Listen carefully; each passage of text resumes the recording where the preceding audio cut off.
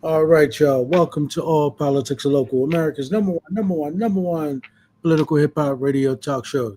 Y'all know if it's Friday, y'all know it's time for All Politics are Local.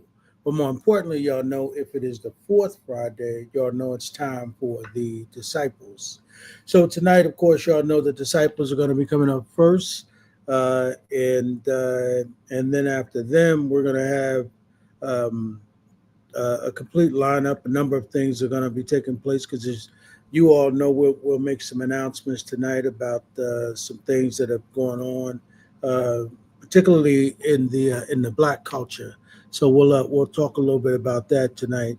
But first up, of course, is going to be the disciples. They're going to be coming up, and of course, they're going to have their guest is going to be, of course, along with Rountree and Sister Balena and Brother Minister Abdul Haqq. Of course, they're going to have a number of guests that they're going to introduce tonight. And then at 7, we're going to have Carlos Watson. We're going to talk to him of the Growing Ward. Talks about taking high school students to the Congressional Black Caucus. We're going to talk a little bit about that, what's going on down there, and then he's going to share with us what's happening on some of the HBCUs. As some racial things are jumping out on the campus around Charlie Clark murder with some of the folks who are followers of his on those campuses. So we're going to talk a little bit with Carlos Watson about that. And then, of course, we have Dr. Kelly Harris, who is going to be on tonight. We're going to talk with our brother about a number of things, but we're going to talk about the Black radical tradition. We're going to talk about that. And then we're going to talk a little bit about one of our beloved sisters who's now an ancestor. We're going to talk about the beloved Assata Shakur. We're going to bring her on, and then we're going to talk about that. So we're going to get that started. Let me add. I see one of the disciples who is here, Sister Balena. So we'll talk with Sister Balena. She's 1/3 of the disciples, and then of course we'll wait for Rountree to jump on, who's the other 1/3 of the disciples. So we have one of their first guests that's on with us tonight. We have a sister who's no stranger to the Newark community, of course. We have Amina Bay, who's running for for the Central Ward Council seat. So we're going to bring her on, and we'll wait for Roundtree and the rest of the team for the disciples to jump on. We'll talk to her about, of course, how the campaign is going, and I don't want to use the term introduce her to y'all because I'm sure all of y'all know who she is. I mean, and her work, but I won't presume that you all know that. I'll let her do some of that talking, of course, and let her tell us about how the race is going. So let me bring on Mina Bay. Peace, Amina Bay. Peace, brother Ed Riley. How you doing? Hey, listen, I'm good. Thanks a lot. I don't see the disciples. I saw one of them. She popped out. So Roundtree. She's always doing a million things. I should say, Yes, Councilwoman yes, in charge Roundtree is always doing a million yes. things. But Yeah, she's all over the city. All over the city. yeah, and never can figure out where she get all this energy from. I'm like, well, she's got more energy than anybody I know. So, Yes, so yes. I'm not going to presume that everybody know you, and because that's one of the things that I hear a lot of sisters saying, particularly about Mikey Sherrill, right? Where she only talks about her military career, talk about her being a mom, and and her in Congress, and people say, well, we really don't know who she is. What is she outside of that? Like who Right, is she? You know, right, and that's particularly coming from Black women, right? Who right. are saying, tell us who she is. So, let's just talk a little bit about that. I mean, who is Amina Bay? So for somebody who, lives in Central Ward, and, see this ballot and see, 4 or 5 people on there and see Amina Bay and say, wow, the mayor supports Amina Bay, I know I see, she's around the Great Rock Deli all the time, with all the great, and the Bay. I mean, sound like she's Kenta Frederica. Is that, the Miss Great? Is that, so I'm not going to presume that. So why don't you just tell folks who you are?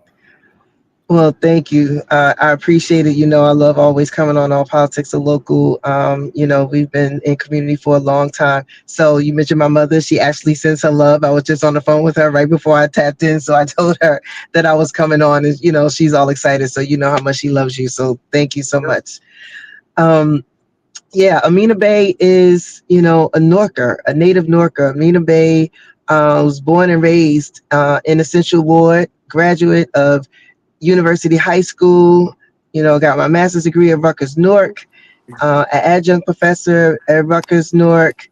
I've been working in Newark Emergency Services for families. Oh, see my beloved. I've been trying to get on. I clicked on the wrong. Let me tell you, I'm at the church running. I said, Lord Jesus, she my guest. Normally we do a lot of introductions between 6 and Yeah, 7. So I'm that's thinking what there's Ed said. Balena and Minister Abdul Haqq. Good evening, Sybil Brown. God bless you for joining us. And our next Central Ward Councilwoman. Welcome to the disciples. I guess you already done did the opening, Ed Riley, because she got she's typing. I was like, gosh, I got to get a lot of stuff on her schedule. I want to help my sister. And listen, if I do my schedule alone, she'll be all over the state of New Jersey. But I'm trying to focus on the base and getting the word out. I don't want to come in the middle of her introduction because she's actually, they say the best way to introduce a preacher is to let him preach. The best way to introduce the next councilwoman of Central Ward is to let her speak. But I do have to say this, that first let me say welcome to All Politics are Local, the hip hop number one radio Facebook station. Good evening, Dr. Ed Riley. God bless you. There she is, our other co-host, the wonderful, the phenomenal, the beautiful Lady Balena Ali, my sister for life. Whether we talk physically or not, there better not be a person to come for her. Hey, Sybil, that comes for Balena. Because if you don't see me, you will hear me on my way with my heels in the name of whatever you call God, Allah, Jesus, the one and only true God. I love you, Lady Ali. Our guest tonight, of course, is Sister Amina Bay, who was in the middle of her introduction when I started running my mouth. But I just wanted to make sure that the foundation, before she goes on in to talk about all of the work that she's done with her mother. There is a foundation, there is a legacy behind the name Bay. We know about the Women in Support of the Million Man March, which her mother, of course, and she so graciously spearheaded. And coming up on 30 years, she's going to be talking about that later. But we have something else for her to talk about today. I just want to let the Lady Balena Ali come on and do what she's going to do and say what she's going to say as she greets our first great guest this evening. It's a girl thing. Come on, Lady Balena.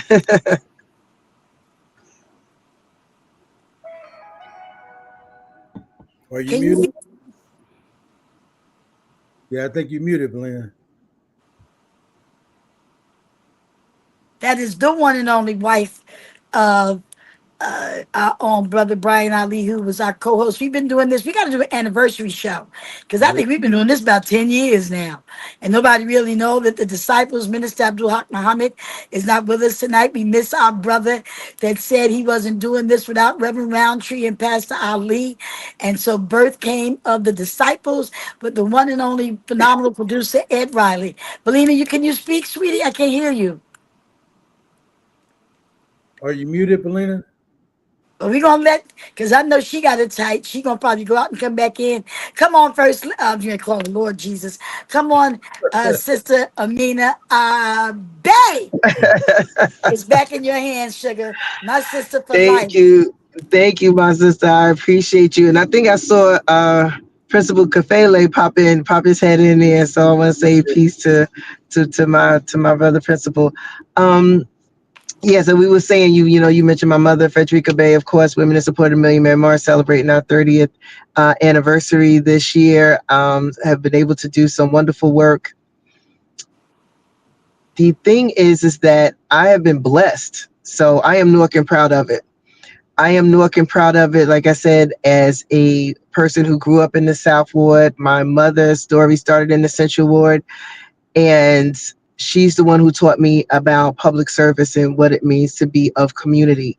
And so the work that I've been able to do, whether it's through Newark Emergency Services and providing emergency services for over 120,000 people a year through food, clothing, medical services, housing, rental assistance, utilities assistance, mental health services, job placement services, whether it's through my work as the executive director of the Newark Workforce Development Board, bringing together public and private partnerships to develop economic opportunities for Newark residents, whether it's through sustainable jobs that pay a living wage so people can be upwardly mobile in the city, or also provide resources for Newark residents who are trying to start businesses. And we have so many that have become entrepreneurs because of some of the things that we've been able to put in place, helping to lower the unemployment rate in the city of Newark during my 5-year tenure there, from 11.8% down to 5.7.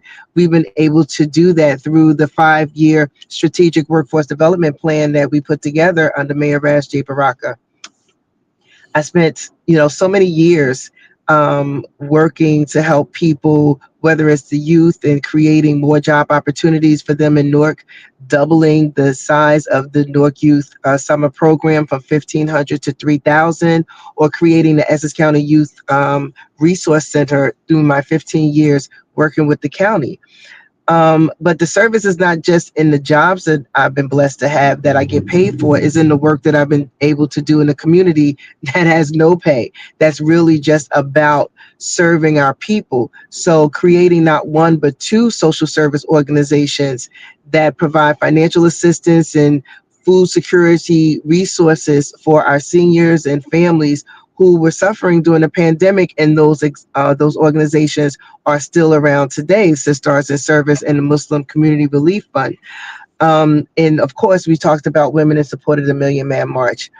The Adelita El Sanford Charter School, the Women in Support of the Million Man March Cultural Center, the Wisdom Preschool Center. We've been able to provide educational social services for hundreds of thousands of people throughout the state of New Jersey and beyond for over 30 years. So when I decided to run, this is the reason why, to expand on the work that I've already been blessed to do in the city of Newark. It's not about a job, because I have a job. I'm blessed to be gainfully employed, but it's about making sure that you serve the community. The best way to serve God is to serve people and to serve humanity. And so I've been blessed with a praying mother and grandmother, and knowing and understanding what that is about, because it's not just about me, it's about we. And so that's why I'm here, asking for your vote and for your support on November 4th in the Vote 2F for Amina Bay. Listen, amazing, amazing. Belina, Belena's having a little difficulty getting back in, but Mm, when I spoke to people have to understand relationship. One thing I do know, and I say this all the time, you don't always get the opportunity to let individuals know that God gave us free will and free choice. Sometimes we don't always make the right choices, but we can't get upset with people that make the wrong choices. That's their mhm, choice to pick the wrong choice. It's also their choice to make the right choice. Also, people should not have a problem, Brother Ed, with the choices that people make regarding their beliefs. I'm not upset, nor will I bring Muslims into the room trying to convert them. People have to feel what makes them listen. Man created AME CME, Pentecostal, and all this. That all came from somewhere else that was divinely entered into the spirit of man or woman. But the truth is, if I choose to pick Mickey Mouse to come and sit on my porch, that ain't none of your business. You can try to talk to me and say, I don't think that's a good idea, Reverend Rountree. Mickey Mouse should not be your choice. But that doesn't mean you should get upset with me about my choice. It also doesn't mean I'm wrong. Just because we disagree does not make you or I wrong. And people have to understand that. And that is my message to those who are tuned in, those who I might have to say it on the council, those who I might have to say it in the church. I have every right to choose, endorse, pick, love, and support who I independently choose to, because when I came in this world, it wasn't even with a twin. And when twins come together, they even come out separately. They might live in the womb for 9 months or whatever. So I'm saying to those of you out there, I am supporting the one and only Amina Bay. Not because they asked me, did I support Barack Obama because he was black? People used to ask me that question. I used to say, well, that's a good idea. I said, but how about being qualified? Do you not think that someone that's African American can be qualified? We went through this in the governor's race. We went through this in the presidential race. And now here we are with the president, not just Central Ward, but the gubernatorial race as well. So my choice is my choice. Play for me. Pray for me that whoever God sends for you to choose, that you choose how God has placed in your heart to choose, but it doesn't make it a wrong choice or that I should choose what you choose, because I'm not going to tell you to choose Christianity over Islam. I'm not going to tell you to choose Judaism. I'm just not going to do that. That is not my assignment, and it shouldn't be yours to tell me that because I chose Sister Amina Bay, that that's an issue. It might be your issue, but I can sleep very good at night because I chose where my heart was. So I thank God for you, Amina.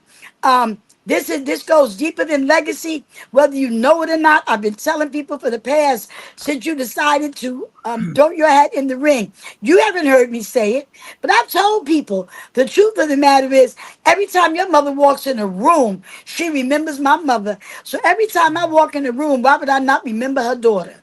So that's sometimes you look at your mother because before I can get in the room good, she's talking about my mama. Yes. You'd be like, now wait a minute, Ma, come on now. She'd be like, she was the first, so you'll be the first African American Muslim to sit on the council. And it doesn't mean because she's Muslim, we should vote for her.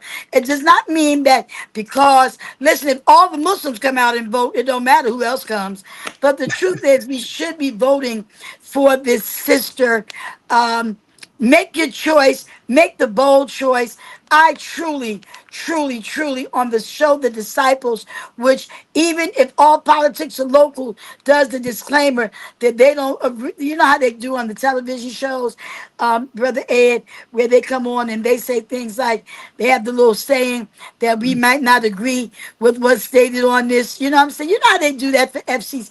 You know the little note, the little letters they say when people come on and speak, they protect their image by saying, I don't care what they said. I might not agree with it, so don't hold me accountable. Well, whether you agree or not, I am so thankful that God has given me my own mind, my own heart, and knowing that this sister has done a great, great, great, great work. We got one more show before the election, and I'm telling you, I don't know what they're doing on the rest of the months and the rest of the weeks, but I truly pray for you. I actually, listen, so I don't get in trouble with God, don't ask me to pray, because I'm praying for everybody. I'm praying for everybody, but I'm praying for you, sister, because the truth of the matter Thank you. is you taking a lot of hits, a lot, a lot. And what I want you to know is that while your mother is still around to see her daughter prayerfully reap the benefits and the fruit of her labor, I truly, truly love you. I don't care who around you, what they say, because you know people talk, and that's Mhm. okay. They can go ahead and talk. Just don't talk to me if it ain't the right thing. You can even talk about me. Just don't let me know if you're gonna talk about me. Come to me. So I love you. This is for I all love y'all you out too. there that just was wondering what was going on with me. Now you know. And if you don't know, in the words of Biggie, now you know. Come on, Brother Ed and Sister Balena. If Balena can get back in, it's in your hands, Brother Ed, to have some words with the woman who's going to tell us just how much she loves the Central Ward. And she says she's from Newark and she's proud of it. Tell me one That's right. change when you become elected as Central Ward Councilwoman before we turn it over to Brother Ed. One change, just one, because I know you got a list. We'll One be of the on here main for the things. whole 3 hours. One of the main things I want to do, because everybody talks about, and we talk about it all the time. Newark is a big city, but it's a small town. We're like 6 degrees of separation away from everybody. Everybody knows everybody, but sometimes people don't feel connected. One of the things that I want to do is make sure, and this really is a continuation about bringing people together and making sure that all of the different factions, because we're not going to be in silos. We're not going to allow people, because people are trying to fracture us and they're trying to separate us as a community. They want us to put us in different pockets, and we're not going to allow that to happen. To make sure that every member of our community is engaged and they feel heard and seen and they receive proper information and they're connected. And all, I mean, it seems like a small thing, but it's a huge thing. We've been talking to residents all over the Central Ward and really all over the city of Newark, and everybody says the same thing. They just want to be connected. They want to be on the inside. They want to get the information. They just want to make sure that the people who are in charge, the people who have an opportunity to affect their lives in a positive way, hear them and see them. And so that's what it's just really about, making sure that Amina Bay, is the present advocate, okay, for the residents of the Central Ward, that they know that they can touch me, they can see me, they can have access to me. So one of the first things we're going to do is create that avenue and that ability to make sure that information flows freely between the residents of the Central Ward and their advocate, which is me. You muted, Rountree. Well, I was muted because you were supposed to say something. I just So, figured I'd be so quiet for a second. well, one of the things that jumped out at me, Amina, is that you know, just like I'm originally from Newark. Newark is my hometown, and I go back, really, really, you know, uh, when Newark had, the kind of community where streets would be blocked off, the kids would come out into the middle of the street and be able to, play and be free and so forth. And that's the kind of Newark I'm looking to see return. Right, I can remember when I was younger, I lived across the street from Amiri Baraka and Amina Baraka, right on Sterling Street. And I can Mhm. remember when I was a young kid how, in the summertime, they would block off Sterling Street from one end to the other end. And my idea of community is the idea that they presented to us, to Right. kids.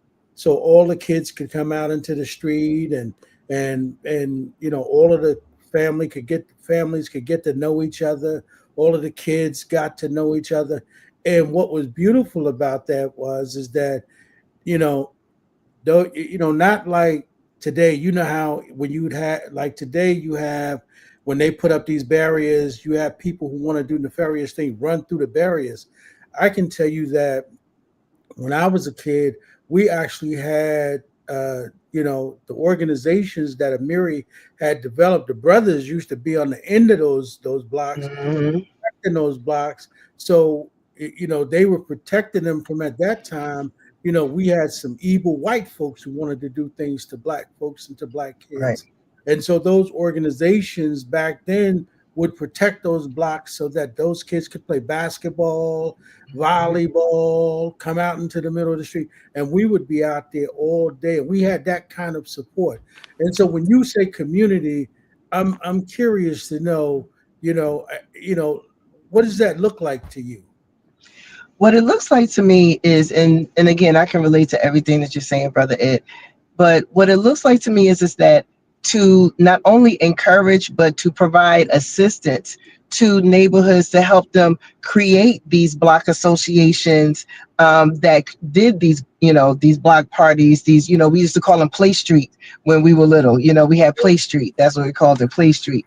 And to provide these opportunities so we can get to know each other, because people are, it's so much going on in the world.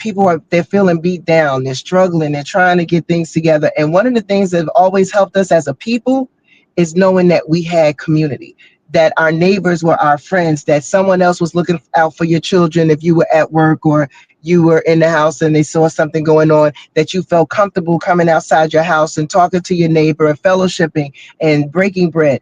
And we need to be able to do that because we depend on each other. We are supposed to be an interdependent community. And so when we talk about community, it's neighborhoods. It's not just people who live next door to each other and have no idea who they are, because we have some neighborhoods that have become transient. People are moving in and moving out, but we need to create a bond.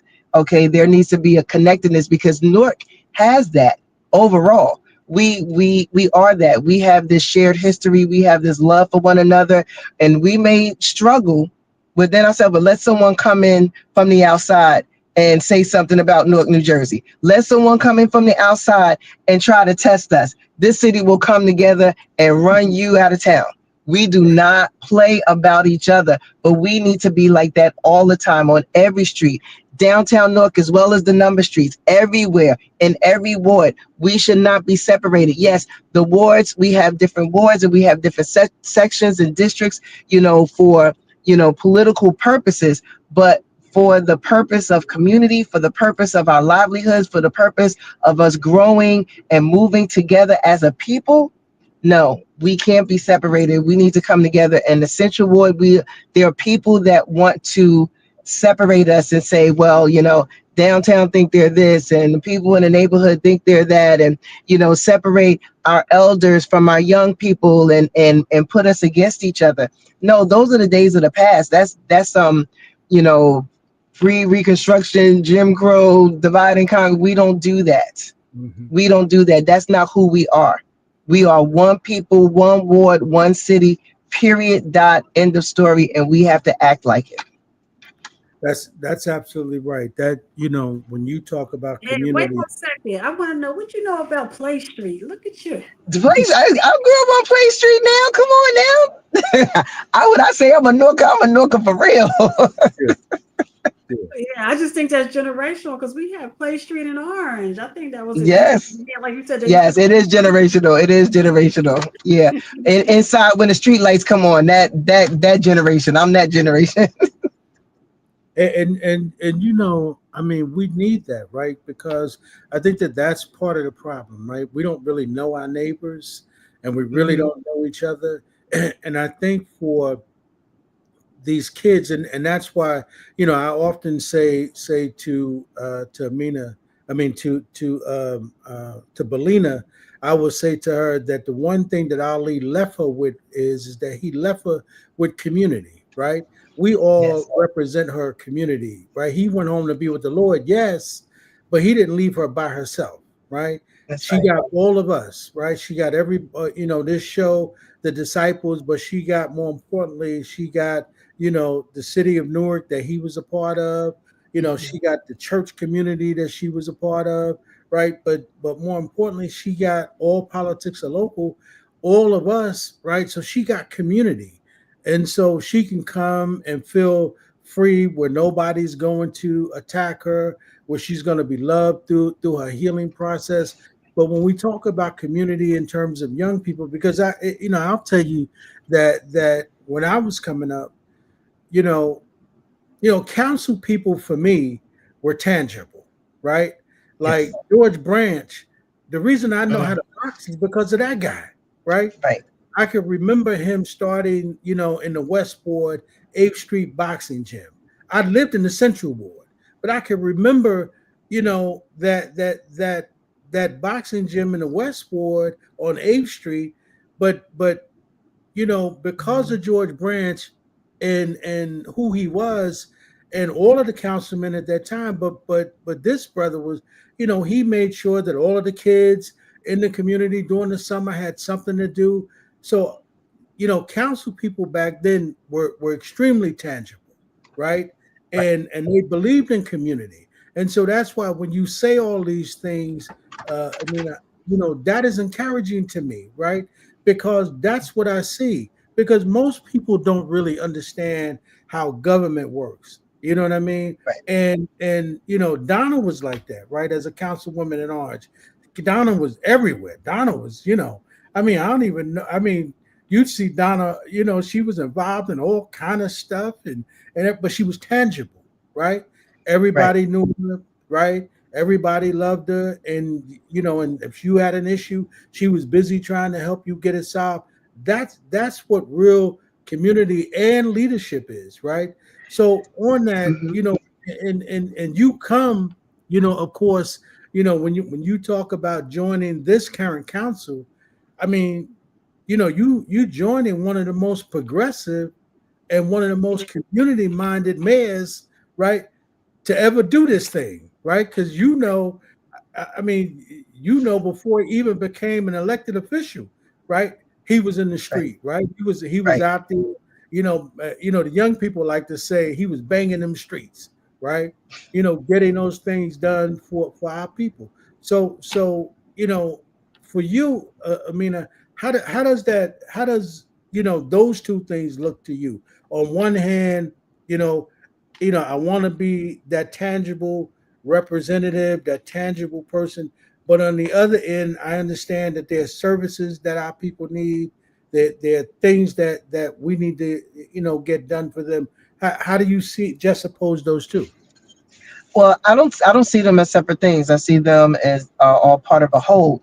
And so even now, I see people. If I'm sitting on my stoop, I have people walking by who I've served in other capacities. In my work, I've helped them get a job, or connected them to housing, and they might not even know my name, but they knew my face. They was like, "Hey, boss lady," because they know that I'm executive director, and have those relationships. The people that I serve, I see in the shop, right? The people that we've been able to assist and provide services for, I see them at the local restaurant, or the local shop, because again, I live and work in the Central Ward. So to be tangible, to be someone who's approachable, I am you. I'm a resident of the Central Ward. So the things that the residents of the Central Ward want and need are the same things that I want and need. It's not separate.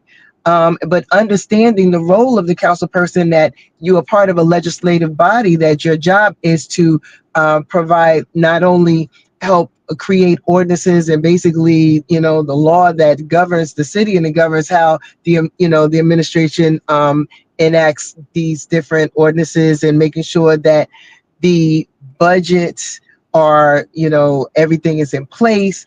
And it's like, you can't separate yourself from the people, even doing the work of the city, because you are the people. We are the people. You say, well, we're working for them. We are them. If someone is complaining about taxes, they're the same taxes that we pay. If someone is having issues, with crime and safety, guess what? We're having those same issues too. So that's why it's important to be connected to your community and not act as if you're above it. And that's why I would be so honored to be a part of this current council, because all of those council members are approachable. They are people that are in the community. And just like my sister right here, Reverend Rountree, everybody in the city of Newark knows Reverend Louise Scott Rountree, because she's everywhere. Everybody knows her. Everybody knows Rountree because she's everywhere, and now I can't say, because she give me pause. I can't say that I'm gonna run the same race as she does, because I don't know how she does it. But the fact is that you have to be among the community. Yes, you are, girl. I used to be LaMonica's roller. You're gonna be my roller. but the thing is that people need to know, it's not just about a title of being a council person. You're an advocate. You're the representative. And so they need to be able to be. So I'm an advocate now, without the title of counsel. I'm an advocate now without getting paid to be that. And so because if that's who you are, if that's really what you're about, if you are truly about community the way we just defined it and described it, then if you're doing it now, it's going to be even better than, because then you have the resources of the city at your disposal where you can make sure that people are in touch with what they need. People want to feel seen and heard, and they want to know that the person that they're voting for, first of all, that there's some type of synergy there. There's some type of connectedness there, that she understands me. She's from where I'm from. She knows what I'm going through. She can help. She can provide assistance. And that's what this is about. I mean, whether it's we're talking about being able to find a job, whether or not it's making sure that our seniors are comfortable in their homes and be able to have those safeguards of Medicaid and Social Security, making sure that people don't have to choose between paying rent and buying food, because that's what's happening right now. Okay, but we have an opportunity to make sure that every citizen in the Central Ward, much less in the city of Newark, has the information, the resources that they need to move themselves and their families forward. We all deserve it. We all work hard for it. And we're all entitled to it. There's no them or us. It's only we. Right.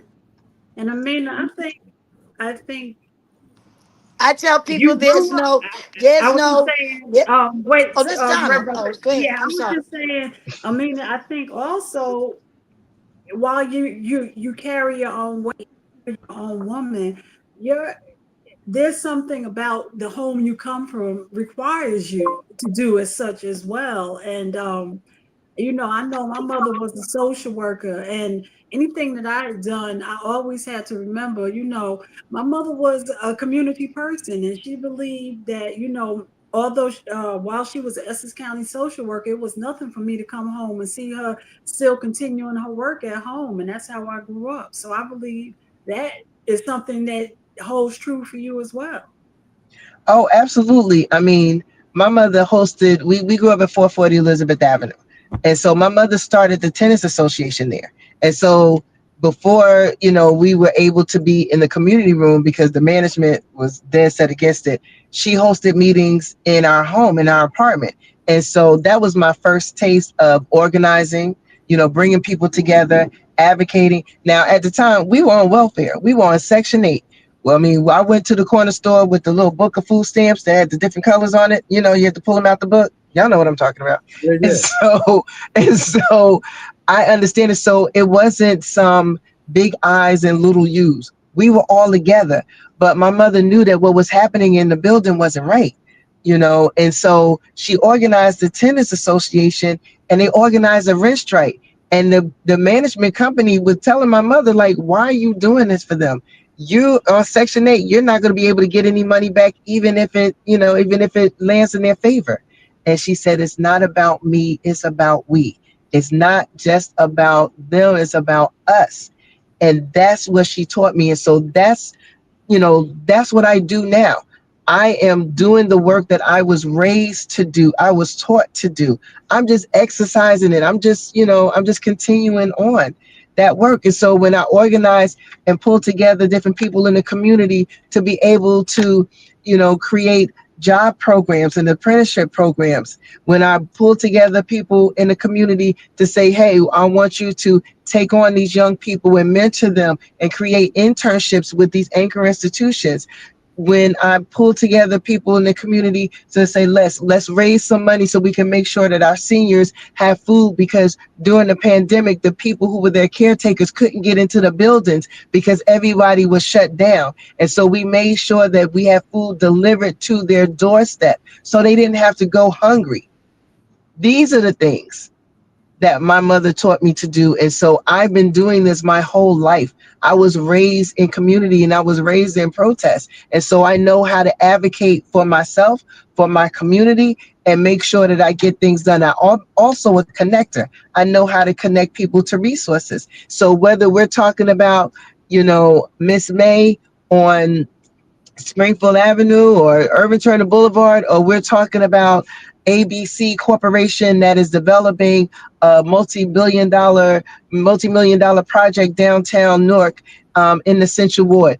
We know how to have conversations to make sure that the benefit to the community is first, whether we're talking about cleanliness on the streets or affordable housing. It all has to make sense, and we have the ability to do it. And the blessing is that we're working with people who are already in that work, who's already in the mix. So I just want to jump in and do my share. So again, I'm just like, I'm asking for support because November 4th is coming fast and furious. And the things that are happening in Washington, and everyone is clutching their pearls and so horrified about what's happening in DC. Do you not think that it's not creeping up 95, that they're trying to infiltrate our beloved city and come in here? I'm not a Republican in Democrats clothing. I am clear. I've been in this community, no intentions of dipping out, going anyplace else. I am here to stay. You know what? Newark is actually is this y'all have your election? I mean, normally your elections in May, right? Y'all have your But mayor. that's the Yeah, but this is a this is a special, No, yes. I special know, but I'm just election. This is a saying. Yeah, special election. and I know it's a special. What I want to go to is that Newark, like Orange, we grew up in nonpartisan. You know this. I was talking to somebody yesterday about this term of saying the left, the right, the Democrat, Republican. You know, Senator Rice used to always say, "Listen, election season is a very short time. Once you raise your hand, you got a job to do." And Newark, like Orange, we grew up in nonpartisan towns, so we came to represent everybody. We didn't come to represent this, that, and whatever. While we may run, or during our election season, when we're running, when we're voting, we vote on a line or whatever. But generally speaking, Orange and Newark are nonpartisan towns, so we work for the Right. people. Plain and simple. We don't work for the right or the left. We work for the people. Everybody. Right. And that's what people don't understand is just that it's all of us together. Our job is to represent the people. People are talking about, oh, this interest or that interest. My interest is residents of the city of Newark. Period. That's it. My interest in the residents, specifically the Central Ward, because that's the seat that I'm running for. But that's my interest. So whatever interests them interests me. Whatever they need, that's what I'm fighting for. That's it. That's it. The only time That that you have unrest are when the people have been ignored and they feel disenfranchised. Okay, and so and that's that the you that's don't the only care, time, and that right? you And they don't feel care about that you them. don't care. I'm gonna tell you something. What I have found over this past many years, because I wasn't always in government and I wasn't always elected, but what everyone is saying, which is so important, Amin and I were both raised with my parents that were caring and giving, even when they didn't have, they gave. Um, the key to serving the community is that you got to serve the community. I was telling the church one time a few years back that when people come to the church for help, you might need help yourself. But if you're in the position to give, you shouldn't be taking before you give to the people that need. And so that's somewhat where we are as I always put it like this, Sister Mina and Donna. We were appointed before we were elected. Some got up and were sent, some just got up and went. We're not Hmm. the ones who just got up and went. We were really Right. sent for this. And some people don't Right. agree with it because they feel like, why you? Well, why not us? We can all do it. Even those Hmm. that complain about what we're not doing, since it's not done, where is your input on getting it done? Everything's not for everybody. We got 300 some odd thousand residents in this city. So this legislation, I had people saying, well, your position, well, they don't say it specifically to me, but you hear people always say, Sister Mina, that um, we're to legislate. Yeah, but guess what? If we don't talk to the people that we're legislating for, that we're Right, talking, if we're not in the community, hold on, right. fulfilling those needs. Hold on one second. Yes, I'm good. Thank you. Our next guest is trying to come in. I don't know Yes. that they click. I don't think that he's Yeah, on because yet. Yeah, yeah, but because I I'm want him actually to say sitting hi to you outside before we of. get off this line, because I know you're supposed to be somewhere in a couple of minutes. Yeah, Let me make sure. I'm sitting outside. I was supposed to jump into to the mayor's meeting, the men's meeting right now. So I'm sitting Oh, I outside of know, Well, I Central High Nita, School. know. before you leave, while you out there doing the work, connecting with the people, you know this is a hip hop political show. What hip hop artist, individual, or group do you listen to? You We're Oh, not let me tell talking you to us. something. Who are you listening to? No, so I am a classic hip hop head, okay, and I love my mother because my very first concert she ever took me to was Run DMC. They would write down a symphony hall back in 1983, but I am a Tupac, Tribe Called Quest, Public Enemy, Big Daddy Kane, MC Light chick. That's me. I thought you was gonna say Yeah, you so was into I'm Sugar a Hill. fear of a Black Planet kind of girl. I thought you was gonna say you was. My aunt bought me tickets to the Paradiso downtown Newark when I used to be there to see the Sugar Hill game back in the day. Ooh, girl, look, I saw the Fat Boys back at Rally Racket Club in East Orange, so we going back. Oh, But look yeah, no, I'm a classic hip hop head, like all of it. I'm here for all of it. Yeah. Well, thank you. Wow, Have a good meeting, Ed. wow, who would have known that Frederica went to a hip hop concert? Who would have known? Look, she had no idea what was going on, but my sister and I we wanted to go so bad, and she took us. She didn't know who they were, and to this day she still might be a little off on it, but yeah, but she took us, so I appreciate it.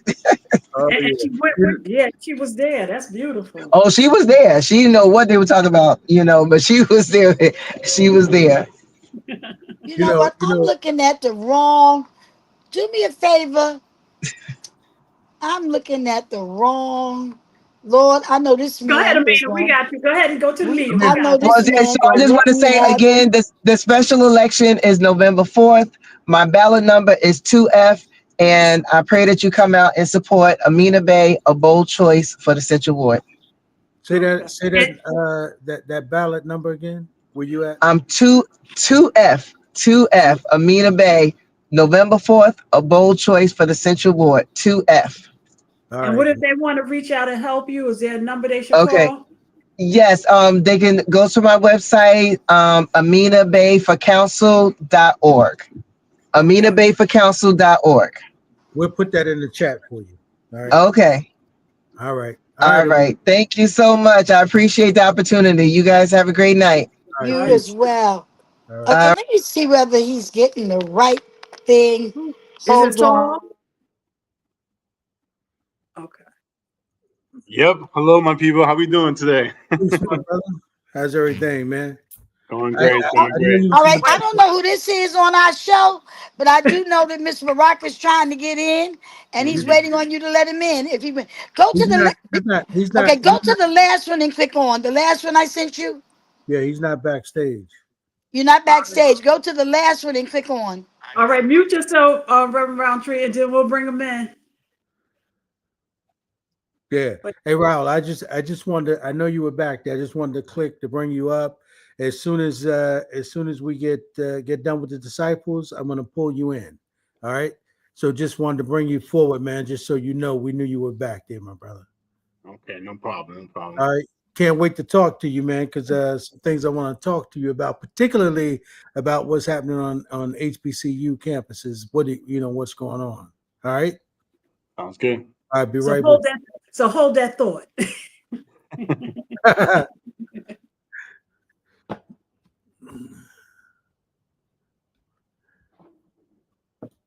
I see him now, but I don't see Mary, there you go. Oh, there you go right there there. you go. He's coming.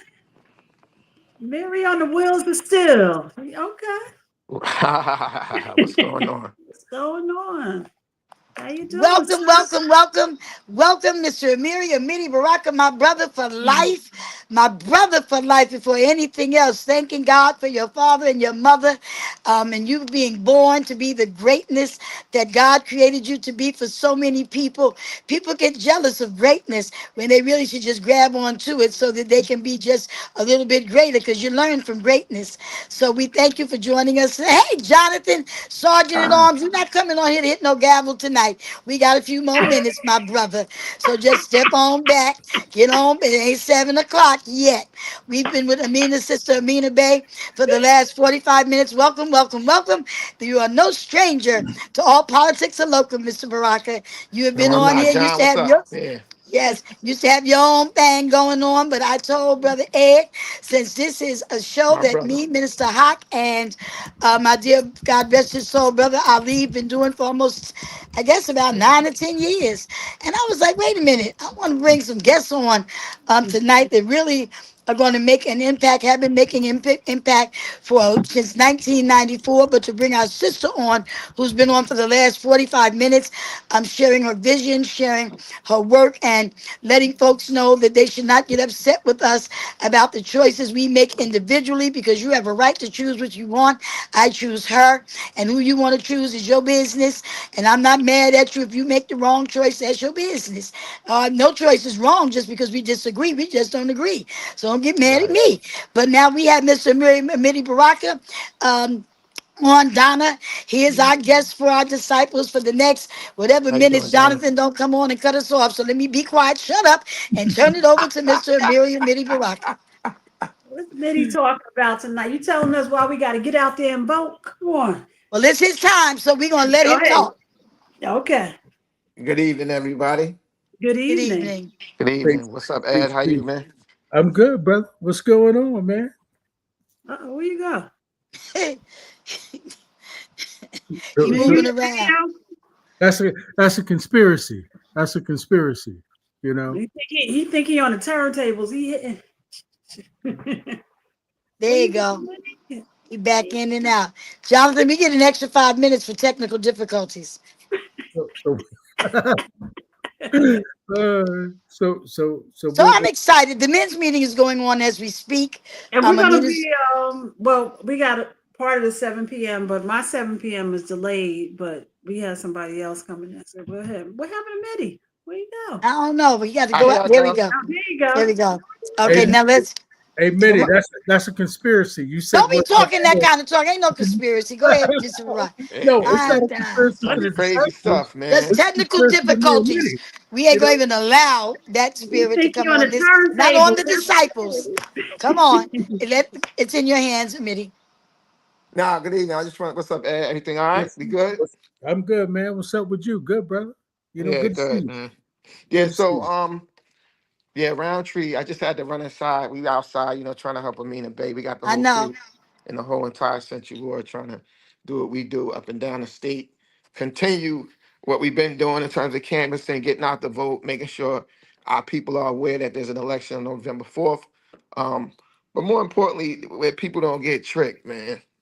Because at the end of the day, it's a lot of technology out here with people, black people going Democrat, going Republican, they going Mhm. red. Like for some reason, I don't understand what's going on. I mean, I get it, but we got to stand for something. Like we got to be able to be principled. And this election is turned into money. It's turned into who the highest bidder. Yeah. I want you to know that we will never ever do anything and sell out our people, man. We can't do that, especially during the time we're in right now, with Donald Trump has destroyed everything that we had, everything we built. He's trying to tell us that no affirmative action don't matter. That Martin Luther King was a bad guy. We want to praise a devil worshiper, a white supremacist, and I don't understand it. And we still want to go with his crew because Chitterelli is part of his crew. He's a part of the Donald Trump regime, and we need to remind people that's what it is. So if you don't want the National Guard in Newark, New Jersey, then you should be Mhm. voting for the Democratic candidate, right, Mikey Sherrill. And that's just what it is. It's that simple. It's the lesser of two evils in my observation. I just feel like, we need to do that. We need to stick to hold the line, like my brother would say, hold the line. People need to go around the community and tell Black people we in trouble. We in trouble already, but right now we need to be on the same page in terms of this Mikey Sherrill election. It is extremely, extremely important. I don't think people understand the last time we elected a Republican, what happened when Christie got in office. Mm-hmm. Yeah, people got arrested.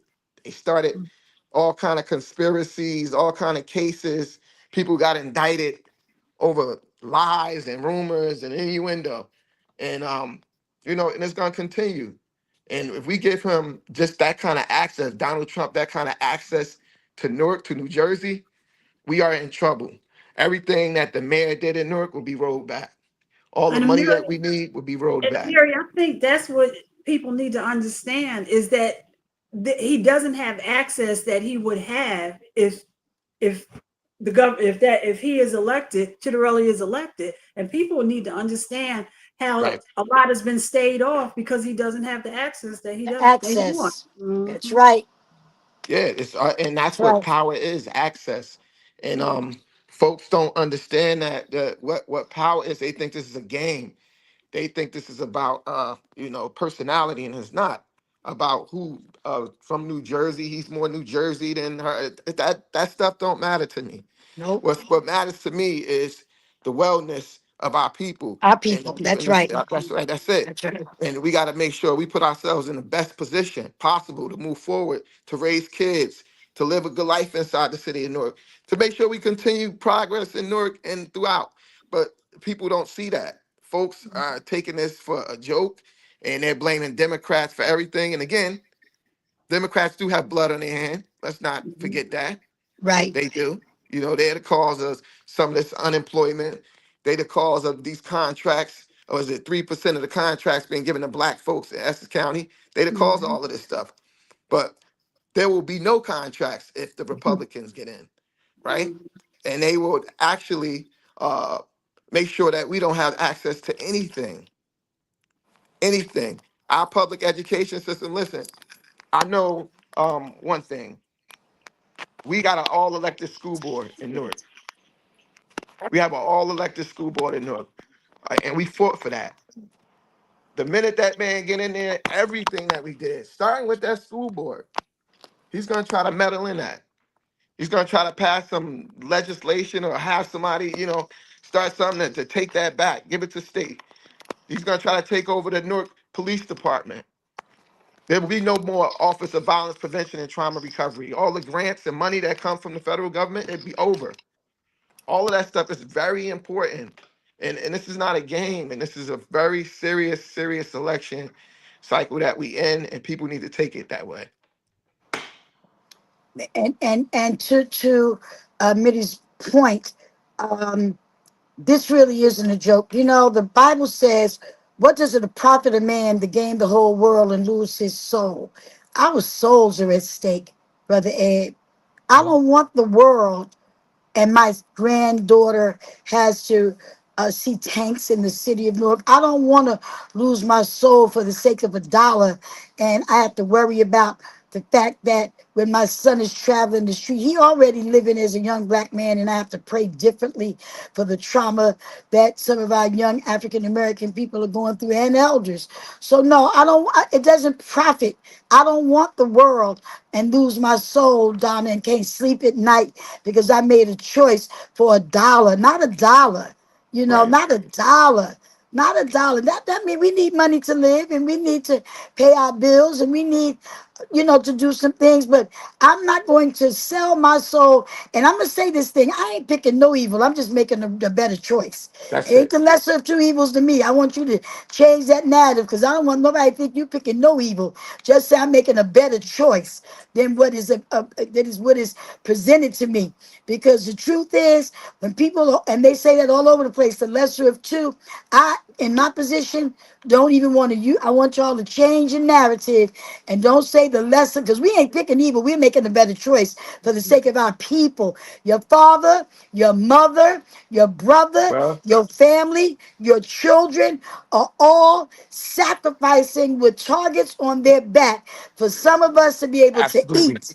And if we don't think that what Martin did, what Malcolm did, what Medgar Evers did, what all these people that went ahead and did, listen, if we was Nat Turner's, wouldn't be no more Trump right now. Because you know what Nat Turner did, and he was considered a man of God. Baba need to No be on doubt. here to tell that story. So we haven't gotten Absolutely. there. When my son is texting me in a council meeting, telling me to pray for Trey Reed, he's not from Newark, but it hit him so hard that this kid, what happened to this kid?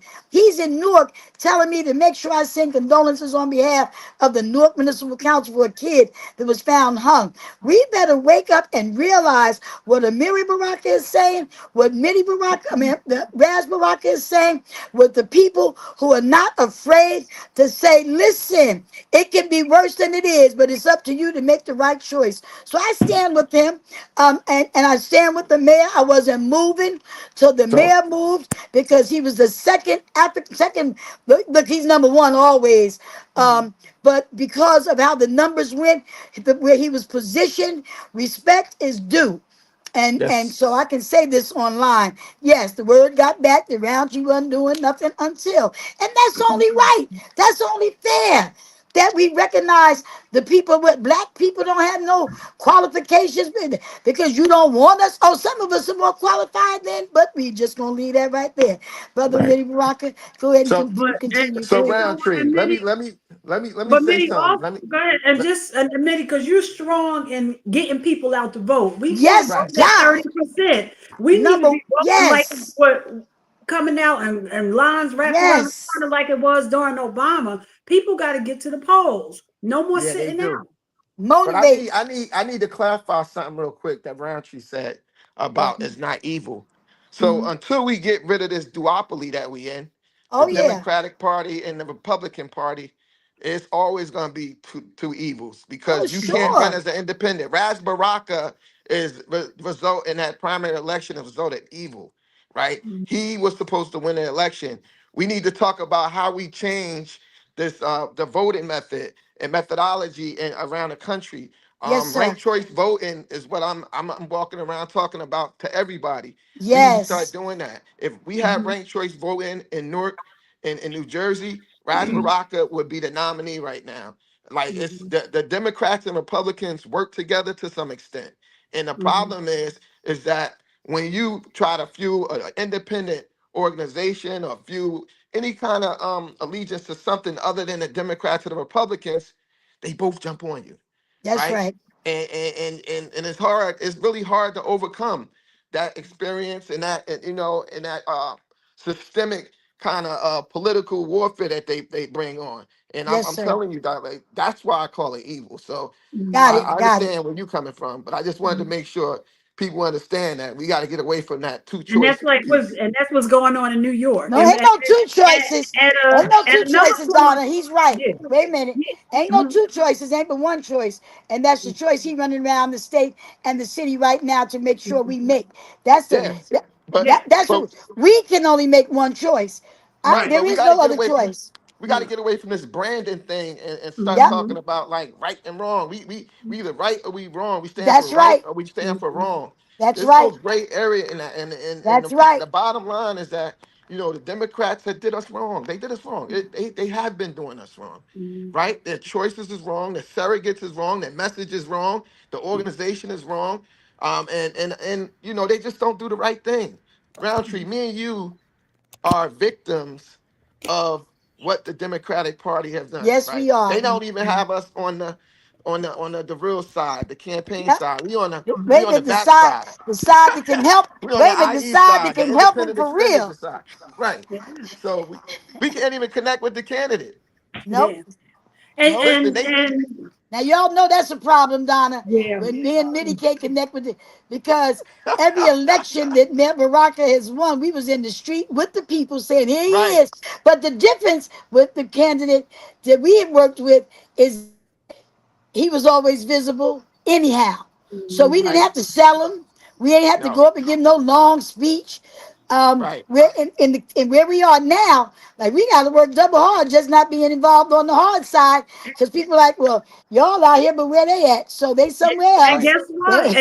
And guess what? And when the news broke this morning, that's coming back to haunt that process right now because with the Mm. news brought everything.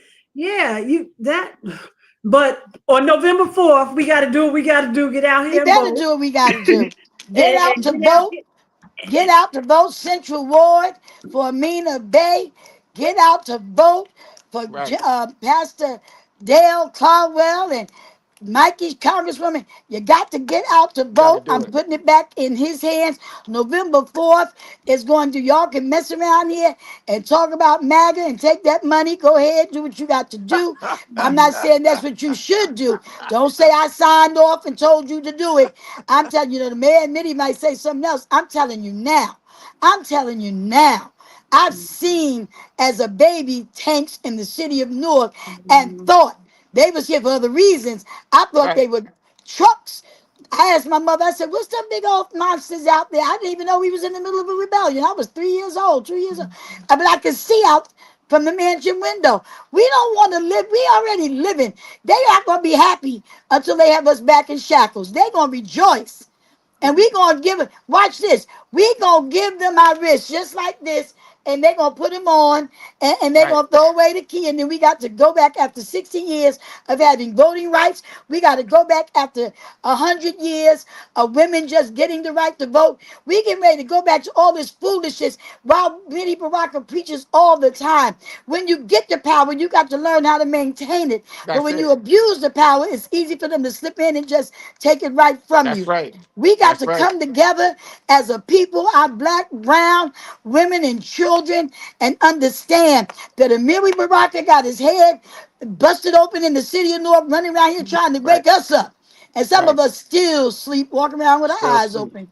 It's back in your hands, Mitty Baraka.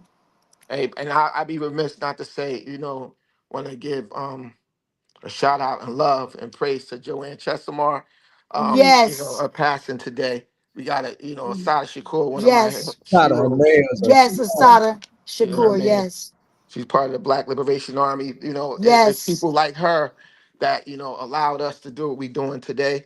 That's Um, and even with the political difference between the Black Panther Party and the US organization and the United Nation of Islam and all them other organizations, they still was together and aligned that's right. together to get freedom and justice for Black people. And that's all we doing. And that's all we about. And it's never gonna change. It's just a different time and different circumstance. So we still out here doing the same thing in 2025, knocking on doors, talking to people, engaging as many people as possible, because voting is a machine gun, and people don't got to understand that. And if they don't understand that, something wrong with them. Like you can't talk about power, and you can't talk about the mayor, you can't talk about the governor or the president if you don't vote. Like you have to vote. We got to get out here and do what we're supposed to do. And I just think people take it for granted, and they say I don't know why I need because the same reason why Trump spent all of this money to Yes, take away the voting rights, right? Right. And to go inside and go into the Smithsonian and take away Black history. our It's the same history. reason why we need to vote. That's So it's right. very important. Very important. Principal Cafele said, my brother is in the house. Peace, King. Peace, Good fellas. evening, Principal Cafele. My brother Minnie is in the building. Peace, King. We love Peace. you, Principal Cafele. Well, Can Mitty, don't you forget you have your standing panel here on teaching us the importance of vote. So That's whenever right. whenever Ed invite me, Ed don't invite me no more. I've been, Well, I've left. I invited you I today. know Rountree, you my sister. You know. It's- I was like, don't and even you go gonna there, forget Minnie. her head, huh? y'all when the I key. called him, Y'all locked the wait a door on minute. me, man. Threw away the Don't even, key. Wait a minute. don't even go I there, asked brother. him when I called him. I says I want to have Amina on at 6 and Mitty on at 6:30. I said, didn't he used to come on? He said, yeah, he used to come on. He used to have a space. I was like, all right, well, Minnie he's had his, coming. Minnie had his own show. I Don't even go know. there. Every Hey, second hey, Tuesday, it was Before called the the vote. the disciples. That's vote, exactly yeah. right. hey. Let's start that back up, man. We got a Yeah. whole election cycle coming up next year. The mayor got to Because get reelected. Yeah, Yeah. This is our final run at this, man. We're not trying to hold it for life. This is his yeah. final mayoral run, and I think it's important. Okay. Um, and we got to make sure we push to hold the line. We got to make sure that folks understand that we're gonna need him 4 more years. So, with Yes. that being said, like I would love to come back on the show. Okay. All Let's right. Well, we're gonna revive it. the But vote is back. here's what we need to do though, Mitty. Yes, sir. We need to connect Chitterelli to Trump, right? We need to do Yep. that. And Yeah. in these last couple of days, we need to begin to lay out, right, who Chitterelli is and lay out Trump's policies and show that those policies are no different than Chitterelli's, right? Yep. They're the same people. And so while he tries to mask that, because one of the things that your brother says, that the mayor says, he says, we got brothers and sisters in our So while community he who are going tries to around manage saying, that, "Oh, because one, who are going around saying, "Oh, he's cool. This guy dressed nice. right, yeah, We like him." And the mayor, he says all the time, "Yo, don't get fooled by that, no, right? Mhm. This is the same guy, right?" same person. And that is why we've got in these last days, we've got to connect that guy to Trump. We've got to begin to tell people this guy is Trump. You vote for him, you voting for Trump. I don't care what he tells you, right? And that is the problem, because as you know, Mitty, you got because early on there's a group of brothers in the West Ward who call themselves the Red Bow Tie Brothers, right? Mhm. Oh, You know, and unfortunately, they used to work with us. Unfortunately, I know, Mhm. right? Running crazy. around telling folks that we can trust Chitterelli. Since No, when? since they got a check, Yeah, yeah, right, right, and and that's the and problem. and that's true, right? What does it profit a man to gain the world and lose his soul? Right. But that There's a but that's story what that I we want to got to do. tell about the Republican Party, and myself, but I don't want to share it right now. I'm gonna wait till after this election is over. But Okay. I stand 10 toes down on principle. Yeah, Most people can't do that, and the money I was offered was they couldn't even imagine. that Right? Lord help us right now. When Right. I tell you what he was offered, what he was offered compared to some other things, there's some people that would have wouldn't and they wouldn't and the blink wouldn't have Apple, blinked in between taking it. Wouldn't apple, have been no blink. But that's why I the say apple and swallowed it whole. I look at him, first of all, it would be betraying his people Mhm. and his family. And Yeah. that's when you know, because you got some brothers out here that will betray their mama Oh yeah. Oh and Without their man. sister. They'll Oh stab them in the man. back with that. See, Who Donna, said you know that? it. Biggie You said that, you huh? got some that Right. will betray their mama, like, oh my, I'm sorry, but I got to do this. You know, this man has shown the truth. And some folks might have understood because of based on what he was offered. I know who he is and I know what he stands for. And because I'm not going at liberty to discuss what he Mhm. was, but just the passion of knowing what was Adam Clayton Powell said, what's in your hand? Well, they tried to put something in his hand that would have covered his hands, his feet, his body, his household, and his daughter. I'm just saying, but God, Yes. and here comes Jonathan, but God created a Johnny. man that had stood on principles, that stood on integrity, and I Jonathan, don't care what they say because they can say a whole lot.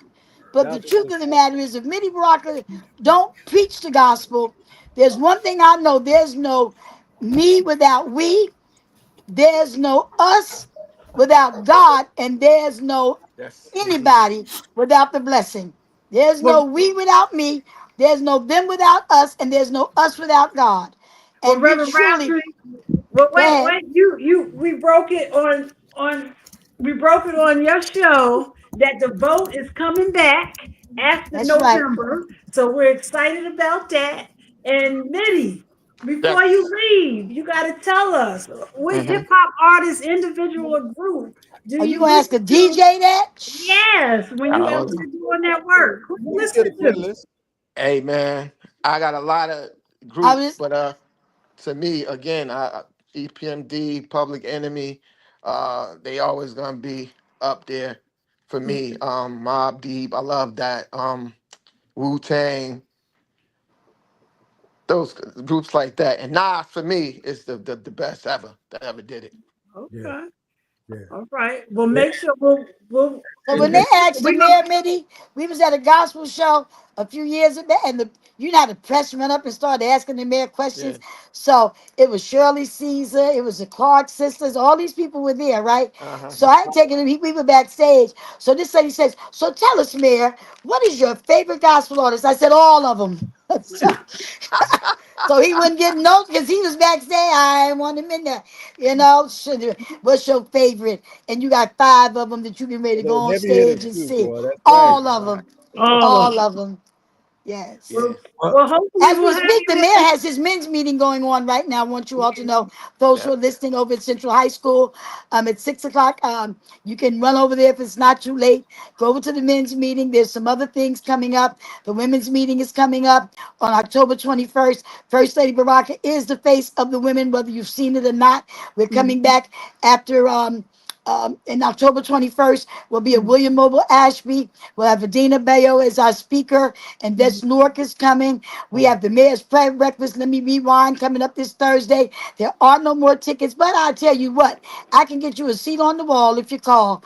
I promise you that, because it's no cost. It Sound like hasn't been you say for now. 12 years. But the stories as I speak, we've had some of the greatest speakers. We've had Al Right. Sharpton, the Right. Cardinal. We've Right. had Jamal Bryant. We've Right. had Lester Taylor. We've had the imam who did Muhammad Ali's um, Good. janaza. And we would have had Bishop T.D. Jakes this year, but you got to put fuel in his airplane. And I'm waiting for the mayor to become governor so we can bring him back. And That's we will wild. split the cost, Ed Riley. I'm telling you right, we brought him in before we had to put fuel in his plane for the That's gospel wild. fest. So That's yeah. wild. Anyway, And mention um, the Universal Circus. You got to do that. Universal Circus, September 30th. They're putting up the tent at Weequay Park. Be there at 5 so you can see live. I've been going to this circus ever since. I don't know if y'all remember Casual Cal. I felt Yeah, so in love with Casual. You remember him, Donna? I I felt do. so in love with this ring. I don't mean that way. I just his Yeah. performance, everyone. Support I us, was man. so he would perform. He and what's his name is still there, little guy. Um, Oh, if he knew, I forgot his Zeke. name. But who? Zeke, I think it was. Ziggy. Yes. And he's still with them. But you got to support Reverend. our own. Y'all, listen, I tell folk, they spend money to go see all of these productions. $150. Matter of fact, somebody getting ready to pay $300 to go see, is it MAB, NBA, something Monday they're going to see. NBA young NBA. boy. I thought it was a basketball game. Let me just Nah. sidebar. Somebody called me and said, You "Could you gotta get?" have OVP, the police department, everybody gotta be down there. The whole city coming out for They that. asked me, "Could I get tickets for the NBA?" I thought they was talking about a basketball game. Nah, they talking about a young rap artist. Yes, on Monday. But if we can do that, we can surely take our children to see some of the best acts from out of this entire in the country to come to Newark and Weekway Park. They had a special running for tickets for $19. But I'm telling you, go online, look up Universal Circus. It's going to be here from October 2nd to October 19th. But on September 30th, they're putting up the tent. They'd asked me to come bless the tent, Reverend Baraka. I mean, Mitty Good. Baraka. You could give away 5 tickets on here too, Ed, brother Ed. Y'all could anybody want to Ah, donate five tickets sucky on here. now. All right. You All could do right. The it. first, all right, now that's gonna be crazy because for the first five people that go into your chat and say they want to go, We gotta for support there our own, between man. courtesy of Mitty Baraka and Mayor Baraka. October 2nd is Mayor's Night. okay. Yes. October 2nd is the Mitty, can Mayor's you can you Night. can you round it up to 6 so we can get one person two? So that can you round it up So we one? could do six. We could do Okay. six. So one person October can take somebody. Yeah. Yeah, we could do October six. 2nd. So first October three 2nd. people. Yeah. Yep, we could do And six. wait a minute, October 9th, they've given me a night to honor faith leaders. So they wanted to call it Pastors United. I said, no, baby, because we got some emails. You got to call it Leaders United. So we're having Faith Leaders United on October 9th. But October 2nd is the night because the man of the hour for the city of Newark, the CEO that's been running this Yes. city for a very long time. That's his night he's going to be on. And we want to make sure that we support the opening night. listen, support every night, but October 2nd, let's go in there with a bang and celebrate not just the city, not just the circus coming, but our honorable mayor. I don't know if he's a ringmaster, because you know how he feels about mastering anything other than the Yep. people and serving them. But yes, we're And let's excited. not remind everybody that October 14th is the last day to register to vote. That's right. To vote on November October 4th. 14th. Yeah, That's Very right. good. yeah. Yes. Mhm. Yes. I October the 14th is also, the last day. yes, October 14th is the last day. And throughout the city, I'm organizing. I met with NAACP, their meeting yesterday, that I'm organizing a Souls to the Polls in every ward where there is a polling site open. That on Fridays after Juma, I'm working with a brother that's going to get the masjids after Juma to go and vote on Friday at the early voting sites. And on Sundays, we're going to have those voting sites also have. I'm working with the coordinators, Minnie Baraka, of the clergy in the Newark Interfaith Alliance to assign one of them in each ward to be there to receive the people, tell the people good afternoon. South Ward, which is truly my home, so is Central because I grew up in the Central, but the whole city belongs to us. And that's the way I look at it. So I want to make sure that the South, people say, what ward are you? I Yep. said, all of them. Which one you Um, got? All of them, the whole city. Well, you Rountree, yes, baby. who's the Muslim you talking to so I can go follow up on his behind? Well, I'm working with several, but I want to be careful because you know I'm on the soft side and I can't be calling Right. all That's these. why I'm following up because I ain't on the Yeah, side. listen. We didn't do the flyer yet. We didn't do the flyer yet, but All I'm right. very careful about who I'm doing coordinating things with. But I'm not coordinating for the candidates. I'm coordinating for the constituents and letting them know. And I'm putting someone in front of that. And I'm working with someone that's already working with the Muslim League of Voters. I can say that, but Okay. I'm not working with no Just a one young brother I from got to any find. I think party. it's good. Don't Right. get out here talking about Reverend Rountree came on here saying she working with no party. I'm working with the Baraka Party. Let's be clear. I got it. Amen. Is that the right thing? Did I say that right? You sound all Mini, right. now I ain't talking about you. I'm talking he about the said the Mini Baraka. Baraka Party. You all right. Here. Well, Well, you We Reverend got can't. that. You Roundtree, my approval come from two places: God and Team Baraka. Amen. So let's go ahead. Councilwoman, Oh, shit. repeat what Mitty said. For the first six people who text us, they get two Yes, tickets. For the first, yes, yeah, yes, yes. The First first six six people. Yeah. that That's come yeah. in the good. chat. Listen, that's probably three of y'all on here already. Roundtree, I don't know Donna, if you talked about Amina Bay election. Wow, I it's already important. did. I Okay, spent the good. whole Good. 45. She was on for Five votes. 45 Five minutes. votes. We gotta count the five. We gotta count the Got to five. count to five. Right. Yep, Right. that's it. Got to count to five. Can Gotta y'all count the count to five. five? Can y'all count to five? I ain't that smart. That's Right. important. You know, Very five is important. the number of grace, right? How many in here know it's the number? No, for real. Baba, you knew that? Teach, baby. Okay, you knew it, right, Ed? Absolutely. Okay, you knew it, right, Donna? Yes, What does yes. number five Freezing. represent? Freezing. I'm freezing. No, you good.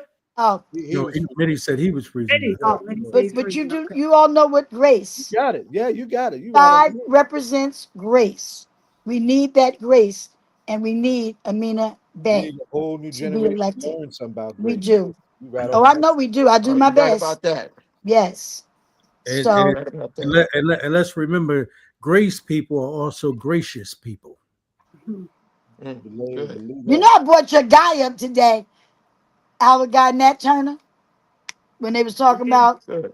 Brother And Trump. then Zaid popped up as soon as you brought him up. He's like, Yeah. if Zaid was on here, he would tell us about Nat Turner, and then boom, you popped up. Time to come. The last to be the first, and the first to be the last. Yeah. That's right. Well, listen, man, we've got a transition, but we All right, definitely brother. want to make sure that, everybody's real clear that we need to be focusing on Mikey Sherrill's campaign. Yes. We need to be focusing clearly on Amina Bay. We need to be clear about those things. And we need to understand that anyone who's considering voting for anyone other than Mikey Sherrill at this point, they're voting for Trump. Right. So we need folks to be clear about that, and we need to be doing that kind of connection for the next several weeks here And I think what we're going to do is we're going to lay out those things that Trump policies, and we're going to lay them out next to Jack Ciattarelli, so that folks can see that clearly, right? And no matter how suave and debonair this guy is, and how approachable he might think he is in the Black community, we want to go and give our folks the truth, so that they can see that clearly. So Yes, we're going sir. to do that. So we definitely want to thank you, Mitty, for coming on and spending some time with us. And we're All right. definitely going to revive the vote. So we'll talk to you. Yes, y'all heard it tonight. The vote is coming back. Hopefully, it'll be That good happens. for All December, we gotta but do now definitely January. get MacGyver back, and we banging for. Just make sure you invite me to be your guest, Mitty Baraka, when you get your own show back. Always, I'm always. only You messing never with you. guess. You I'm never good guess once a either. month. So You can come on you next here. month too if they don't have you ready. I Yeah. appreciate you, man. All right, Love y'all. you. Take it easy. All Love right. you. Peace. One Peace. announcement I have before I sign off. I have an annual domestic violence conference. Our voice, our solution. Our guest speaker will be the Honorable Mayor Raz J. Baraka. It will be held on October 3rd, 2025. The conference is going to go from 10 a.m. to 4 p.m. and it will be held at the William Mobile Ashby Center, 695 Bergen Street, Newark, New Jersey. The same location we will be hosting the women's meeting on October 21st, 2025. There's a lot of events going on. Please check our local city of Newark Facebook page, my local page. If you want to get on the mailing list for the councilwoman or email list as a woman or a faith leader, please call 973-733-3794. We're excited about what God is doing in the city of Newark. We're excited about the All Politics and Local radio station programming that has been put together for the community to be notified and for God to be glorified and the devil to be horrified. So we thank you, we thank you, we thank you. I love you, Baba. I love you, Donna. I Hey, love you, hey, Saul, who I just as saw you on the get show along that with came your in son, early. I I just love left. you, Brother Ed. And listen, Lady Balena had some technical difficulty. Minister Haqq Muhammad, I would have been running scripture like you would not believe. But the only thing that sticks in my soul and sticks in my mind right now is, oh, how pleasant it is for brethren to dwell together in unity. Brothers and sisters, let's get back to being unified. Let's stop being jealous. Let's stop worrying about who getting what and worry about what you can contribute so everybody can be blessed. We do not live in a world where we have the luxury, especially people of color, to go against each other, fight each other, drag each other down because we don't agree. It's not just in the street, it's in the church too. We don't have to agree. We can disagree. But one thing is for certain and two things is for sure, that when we come out the room after disagreement, we should be working on one accord for the sake of the people. Because if it's not about the people, then I don't know what you are about. I'm just going to pray for you. Thank you once again, All Politics are Local. Thank you, Minister Abdul Haq Muhammad, for thinking of me years ago, for you and I and Pastor Ali. And Lady Ali, we're praying for you and all of you who tuned in or will tune in at a later date. God bless you and have a wonderful, phenomenal, blessed, and glorious weekend. Yep. And Rountree, don't forget, remember this. We love you more. Oh. Well, you tell Lady Kim I love her because I know one thing. What keeps a smile on your face as a happy wife is a happy life. Hey, Lady Kim, love you. You would Love you appreciate. all. Don't Hey, Thank forget, you. get out to vote. November 4th is very critical. Very, very critical. And you don't have to wait till November 4th. You can Yep. get out early. All God right, bless you. Rountree. God bless you. Well, welcome, my brother. let me. I'm gonna fall back. Y'all go ahead and I'll jump back in a minute. Yeah, We we welcome definitely, you, man. yeah, we definitely want to get into that conversation, man, with Dr. Harris, man, around Assata. So, Well, I knew it. In And fact, yeah, Soul's gonna stay with us, right? You're gonna stay with us, Soul? yeah. No, I'm Yes. gonna jump. Yeah, I'm. Let me. I'm gonna step back for a second. I gotta take care of myself for a minute. Yes, So sir. I'll Okay, jump back. bro. in a bit. Yes, sir. All right. Well, peace, my brother. We want to appreciate you, man, for sticking with us, man. You know what I mean? Absolutely. And we had a lot going on, and so wanted to try to jump into some of those conversations. But wanted to talk with you, man. You know, you know, I'm sure because I know you take the kids around to the HBCUs. Have you seen that video that's going around where some of Charlie Kirk members were going on black college campuses and setting up tables and trying to incite young African American students? Have you seen that? I haven't seen it personally, but my students have been logged in and staying in tune with what's going on campuses. And we have a couple of our alumni in our high school that are at HBCUs and that they are on lockdown because of what's happening.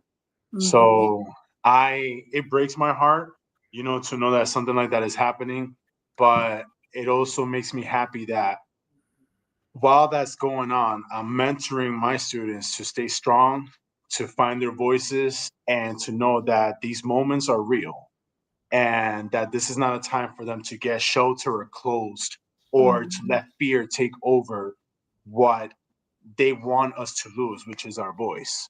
So, unfortunately, I haven't been that in tune, but my kids are constantly on Instagram and TikTok, and they're following what's going on. Did they know who Charlie Kirk was? Yes, some of them They do, did. some of them don't, because I do have a new pack of freshmen that are coming into my team. So I have to help them stay true to their culture and not be ashamed of it. And that means to know who the enemy is and how to deal with them in social settings and academic settings, and for them to be their unapologetic self. Because mostly I didn't really know who he was until that day. And then I started, took a deep dive and doing the research. And when he went to colleges, he mostly went to predominantly white colleges. Mm-hmm. He didn't go to diverse colleges, correct? Right. Okay. Right. Yeah. So. But it And how seems did, to be, go it ahead. seems to be that their push now, though, is that because they went from 9,000, right? Not 9,000 campuses. Now I hear they're at 32,000 campuses, right? I mean, just think about that, right? 9,000 chapters now to 32,000 chapters, right? And that Right. the focus for these folks seems to be that, and I don't know who put the mantra out there. I don't know who put the direction out there that they're going directly now to black HBCUs and setting up on those campuses. And I don't know why or who put that mantra out there. I mean, they want to talk about this guy was not controversial. They want to talk about him now like he's the second coming of Christ, right? Nobody condones his murder. None of us, right? Don't nobody condone that. But what we're not going to do is act like he didn't say that black folks, right, could not be pilots, right? We're not going to act like he didn't say that. We're Right. not going to act like he didn't say that black women couldn't pass SAT scores. We're not going to act like he didn't say that. He said that, right?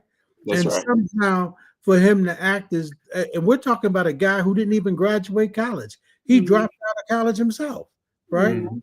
So he didn't have a college education. We don't know if he dropped out of school because he couldn't perform or if he dropped out of school just because that billionaire who talked to him and said, hey, this kid can speak and we're going to use him to espouse the racist language that we want him to do. We don't know what happened. How did that happen, right? But Correct. for all those people he's talking about who got PhDs, who are lawyers, right? Who are doctors, who are judges, right? Who are airplane pilots. For you to say that these people did not perform academically, I mean, you absolutely insane. And I heard I heard Joy Reid. She gave her resume when she said how high she scored on the SAT scores. How Harvard came looking for her, right? She didn't go looking for it for Harvard. Harvard came looking for her, That's right? right. So now, for him to say that, I don't know if he knew all of that. But when you talk about all of these black folks and we're not supposed to say anything, we're supposed to act like all of that's truth when it's not. Listen, nobody condones Charlie Kirk's death, but at the end of the day, we do have a problem with you saying racist and negative things about our community. And we most certainly don't want you to be on black campuses antagonizing these kids and telling them they don't have the brain width or the bandwidth to stay in college and perform. That somehow all of them are there because they DEI children. Come on, man. No, absolutely not. You know, It's com- and you teach these kids, so you know. That's right. Yeah, I teach these kids, and that's why to me it's so important to stay in my community in Newark. I went to Luis Munoz Marin, which is right next to Grafton, and I graduated from Barringer High School, which is on Park Avenue.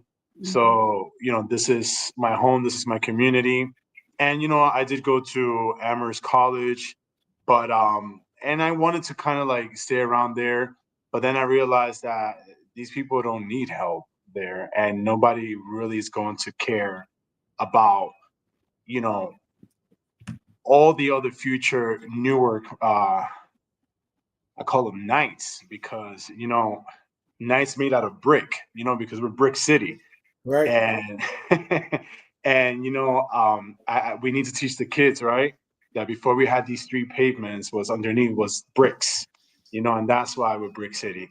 So to me, it's very important to stay rooted in who I am and to not let whatever knowledge was passed on to me to empower black men and black women who are in their heads, in their minds, watching, addicted to online videos and just watching the terror behind the screen and then staying indoors and not wanting to get out of there because if they do, they're gonna feel targeted as soon as they walk out. And that's part of the agenda, the hidden agenda, right? To me, it's not surprising that this is happening again. This is repeated history, the bad type of history. Javion McGee, was found lynched in Newark, Illinois, and um, that was last year of September. And we tell our kids that lynching is over, What's but that's Who was Javion's last name? McGee, McGee. Okay. Javion McGee. And You where, know, where was he from? Davion. from I think he was from South Carolina or Okay. North Carolina, but he was a truck driver, and then he experienced what happened to him. But you know, as a teacher, as an educator, it's my job to have my students tell the stories that they don't know that they can tell. So I did create a program, in honor of Javion McGee to empower um, Black women to care for their Black future children who might be boys because it's dangerous out here for my Black men who are not going to be, prince to kings, because it's so hostile out here. And, he might be gone, but his words remain. And, again, we don't condone his death or anything like that, but we are haunted by what he preached, what he believed in, which was not much of a difference to, Black genocide. And that's something that we need to pay very close attention to, especially as educator, that it never stops. The fighting never stops for us to remain loyal to what Assata Shakur always fought for, and, you know, teaching the kids that, yeah, you might not know Mahalia Jackson, but you know that Assata Shakur's real name was Joanne Chesimard. And, just encouraging them and making sure that they don't feel like all of this history and the Black liberation movement is an error or a mistake. It's a tradition that needs to remain in order for us to propel and stay true to who we are, especially to our community here in Newark. Mm-hmm. Well, so we're joined by Professor Harris, who's a professor at the University of Pennsylvania. Where you at? The University of Pennsylvania. Yeah, I'm with the Center for Africana Studies at the University of Pennsylvania. Okay, I thought okay. How y'all doing? What's going on, Ed? Good. Welcome. Good. What's up, brother? What's up, Saul? How you doing? And if you ever need anything done, Professor Harris is always welcome to help, you know. Awesome. That's what she Whatever you need. Awesome. Just ask Professor Harris. I receive it. And Brother, I don't know if you heard the background. It's an interesting day for you to come on, brother. You know what I mean? Yeah. You It's a heavy heart, man. Because Yeah. you know, Well, you I came in named my with something daughter. about Assata, I but named my before- daughter after Assata. Did you? But just to let you know, I'm sorry, Professor, he was just talking about Charlie Kirk and how it affected HBCUs, and then we start talking about. Oh, okay. Just to let you know. But go ahead. I'm sorry, Okay. your daughter. Okay. Yeah, I mean, it's a heavy heart, but at the same time, I'm happy because she lived a good life. She didn't die in prison. She didn't die in chains. Mm-hmm. And you know, she laid it on the line for the people and struggled for the people. You know, it's one thing that I've been thinking about all day that I never forget. So when I was in Chicago, I got close with one of her lawyers. And I may have told this story, so forgive me if I told this story before, but one of her lawyers' name was Lou Myers. And, you know, Lou, he used to be, Lou been around quite some time. He's deceased now. But I remember Lou telling me when she lost the trial, and you know, she had a lot of lawyers, William Kunstler, her aunt Evelyn Williams, you know, Lennox Hines. She had a whole lot of lawyers. But Lou and her were around the same age. And Lou said when they lost the trial, he was one of the first lawyers she called to see because, you know, they had a connection, not in a sexual way, just to, you know, connect around the same age and stuff. So Lou got drunk before he went to see her. Because Lou was just tore up that they lost. He was depressed. And Lou said he went to the prison, you know, Clinton, and you know, they bring her up from the bottom and they sit her across the table from him. And he's lit and he's depressed. He's shaking his head. He's telling her, "Oh, sister, you know, I'm so sorry. You know, we're gonna do everything we can. We're gonna appeal, you know, this, that, and the other." And Lou says Assata is trying to calm him down. She just starts patting his hand and she tells him, she said, "Don't worry about it, brother." She said, "I'm getting out of here." That's what she told him. He said that's what he told him. And Lou said, I can't remember how long he said it was after that, but he was in California, you know, working on a case. And somebody called his hotel room and they just said, "Turn on the TV. She's gone." And he's like, "What? What are they talking about?" And they hung up. And he turned on the TV. And Assata was gone. And the thing Lou said, now Lou he was a lawyer for Minister Farrakhan. He's a lawyer for Jesse Jackson. He was a lawyer, I think, either for Jeff Fort or Larry Hoover, one of the two, and for other folk out there. So he was known as the people's lawyer. But one thing Lou said about Assata, and Lou said, he said, "Kelly," he said, "out of all the people I met and done struggled with and stuff," she said, "she really was a revolutionary." He said she was real. She said she was the real deal. Out of everybody he met, he said she was real. And that's, you know, that's my memories of Assata from somebody else who knew her well. Well, I tell you that, you know, when I met Brother Lou Myers, I met him when I met him, he was working with Ben Chavis. Yeah. Chavis was in charge of the NAACP. And I could remember him coming into the office when I was interviewing Ben Chavis, and you know, we started talking, and that's when he told me at that time that that, you know, he was Minister Farrakhan's lawyer. But he told me an interesting story. He said that, and what's funny about this is that I was there. He said that when Minister Farrakhan came back to rebuild the Nation of Islam, he said that they came to Newark. And he said they came, Donna, he said, and Raul, he said they came to the Robert Reed Hotel, and he said that he was doing the business for Farragut, setting up things, and and he said that he said, brother, he said, he said some other word. He said, but y'all in Newark, he said, y'all ain't no joke. He said, brother, he said, I'm a lawyer. He said, Farrakhan told me I had to go on security. I said, Yeah. security from what? He said, brother, they just said they gonna kill me. He said, what? I said, brother, I said, yeah, man. I said, them brothers in Newark and them old school Muslims, they were around with Farrakhan when Farrakhan was at Mosque number 7. Yeah. And 25 at that time was one of the strongest mosques in the nation with the Honorable Muhammad. So that's right. They knew Farrakhan. I mean, when I tell you they knew him intimately. And so when they made that threat, them brothers was dead serious. They did not want Farrakhan to rise again. And Farrakhan was there. Farrakhan was at that mosque when the day Malcolm was killed. Oh wow. The Newark mosque, yeah. Yeah.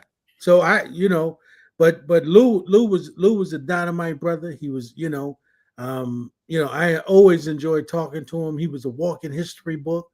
The problem is, man, is that we never got an autobiography from that brother. Yeah, he wanted to. You know what? I saw him in the hospital maybe a week before he died, and it was a Friday. And I remember sitting at his bed, and he said, "Kelly," he said, "I just got so much to tell you." Mm-hmm. And he was going to work on. I know somebody in Chicago was doing something like they videotaped him for some interviews, but he was going to work on his memoir. Right. I remember that. But it was a part of that story. I knew what you was going to tell. Ed, he used to go with Farrakhan throughout the South in rebuilding, the nation. Yeah, he told me. Like you said, he had to be security. Yeah. Lou said he used to have a hollowed out Bible with a gun in it. Yeah, that he kept with him when he was with Farrakhan. In fact, they got that from what I forget the brother who actually had that first, and then of course Lou and them all started walking around with that. Brother come to my mind when it does, I'll bring it up. But yeah, man, I mean, most folks don't know Lou actually went to law school in Newark. He went to Rutgers. Right? I didn't know that. He went to Rutgers Law School, and what's her name?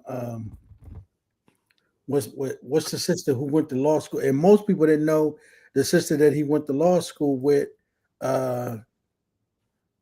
I forget her name, but he told me that too, and I was like, man, that's why I kept saying to him, I said, brother, I said, one of these days, man, you're gonna have to sit down, and we're gonna have to put a recorder on you, man. Yeah, and just let you talk, man, because I'm like, wow, who knew all of that? Yeah, you said somebody did start doing recording, so somebody could actually probably, put some of his stuff out.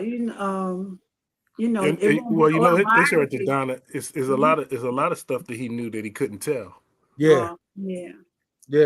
He traveled in them kind of circles, but but back to Assata, man. It's. I hope that because it'll probably be a lot of negative things said about Assata from certain circles in this country, and I understand. I understand, but one of the things that I think people need to understand that you all understand. And I'm pretty sure your viewers pretty much understand, but it still bears repeating. What Assata and the Black Liberation Army did. We always have to remember the context of the times that they were in. That's right. We always have to remember that they really were under siege. Mm-hmm. That the FBI, the local police, the counterintelligence forces, that they were killing them, they were undermining them, they were lying on them, they were trying to get them to kill each other. They were setting them up. They were providing false information. Geronimo Pratt got locked away for years, and they knew he was innocent. You know what I mean? Right. So they were trying to put people in jail, under the jail, doing whatever. So Assata and her comrades were, and they believe, were at war. And people had to understand that. And that when they did things out of self-defense or offense, that it was with the understanding that they were at war and they thought the country was at war. So we always have to I think remember that context, because people always, when people think about Assata and they think about Mumia and they think about people who just in that movement who believed in using any means necessary to defend themselves. And people like, man, well, I couldn't have done it. But you got to understand the context of the people we're living in. The Black Panther Party was under siege. Under siege. I listened to an interview today with her on PBS, and they had her call in, and it was really, and she was giving her perspective of why she, why she had fled and everything, and I think the Pope had came to Cuba, and she had sent a letter to the Pope, and a letter to the Pope. Yeah, I listened to that interview to that. The background to that, and I'm just jumping in, y'all. I'm sorry. Right? Christine Whitman was the governor at the time. Right? Yeah. Whitman went to the Pope and tried to do something to broker where he would have a hand in trying to get Cuba to turn her over to them. Assata's open letter to the Pope is her answer to that. And Whitman she upped the bounty on her, didn't she? She started. Didn't she raise the bounty? Yeah. It's been up several times. Yeah. But she had her own, thing in that, And by the way, when I jumped off just before you two got on, right? Ed and Rountree and Mitty and all them were, beating up on this dude Chitterelli. Chitterelli was gonna up it some more. So think about that. He was very vocal about Assata in his campaign currently. Currently. That's what he said. So I don't want to hear a goddamn thing about any Negroes talking about they're going to vote for Chitterelli and it's going to be all right with us. Not what I know what he said about Assata. We're going to have a problem. She was 78 years old. Yes, she was. She came on the same day. Listen to this. She was born on the same day that Ida B. Wells was born on. How about that? She leaves on the birthday, and you probably heard of him, Kelly, but these are the folks that I work with, in my own Assata experience, if you will. She leaves on the birthday of Ahmed Obafemi, who was a legend in terms of the founding of the, New African Independence Movement, and I worked right up under Ahmed, right? And on the anniversary of the death of Herman Ferguson. I'm running her organization now, the Malcolm X Commemoration Committee. Right? So the ancestral math is profound. I just wanted to lift that up real quick. Yeah. And Herman Ferguson is another one we need to lift up too, for the sacrifices he made, And she made ultimate sacrifices, man, and how she lived. We can't forget that. And that's not an easy thing to do. Yeah, I think the thing that we one of the things I think that those of us who understand the movement and that level of consciousness, before we lose any more of these elders that were on that front line, we're going to have to take a recorder to them, and sort of begin to let them tell those stories. Because I'm sure you all have probably seen those documentaries with some of those brothers and sisters who were slaves, and they tell the real story. Yes. And how moving that is, because right into the 1940s, that's the last wave of it. Because for most of us, we've only read about that or heard about it, but when you hear that from them, right, it hits differently, and that's why if we could have had Lou Myers tell us those stories directly. I mean, think about how powerful that would have been to have in a book, you walking around and being able to let him tell you about the real fear and what that was really about for them brothers and what they were trying to do and what they put together. And somebody just texted me and they just said that Lou Myers went to school with Marsha Brown. They both. Okay. Well, let me tell you about Marsha Brown in this, a local story with Assata. I did Assata's first book party in the country right here in Newark at the Newark Public Library. At the time, I belonged to an organization on the cultural front called the Newark Writers Collective. I said, we got to do a book party for Assata. Them Negroes were scared, right? I know Only that's right. two from the organization came with me. We created a ad hoc coalition that was called Frontline Artists that then became my cultural organization, right? Marsha Brown and the late Sandra West, right? We put together, I got knocked, I almost got killed in the hospital when and Ahmed came to the hospital and made sure, look, I've got everything covered here. We ain't got it. Trying to, no. We're going to make that happen. We packed it. We packed that library. The library administration was peeing in their pants, right? State police was mad as hell. We told them to go to hell, right? Amina, what was on that program, Amina Baraka, the mayor's mother. I had 3 sisters from the People's Organization for Progress who were my readers, and Marsha Brown was the featured poet. Wow. January 1988, right at the Newark Public Library. Wow. Wow. That's good stuff. And when I went to go see Assata, as much as you know the baggage that comes with Spike Lee's Malcolm movie. Remember the scene when Denzel, as Malcolm, goes to meet Elisha and basically melts? Yeah. That's me and Assata. That's me and Assata several months later. Wow. Wow. And that was just the beginning of the relationship. I got some more stories to tell another time.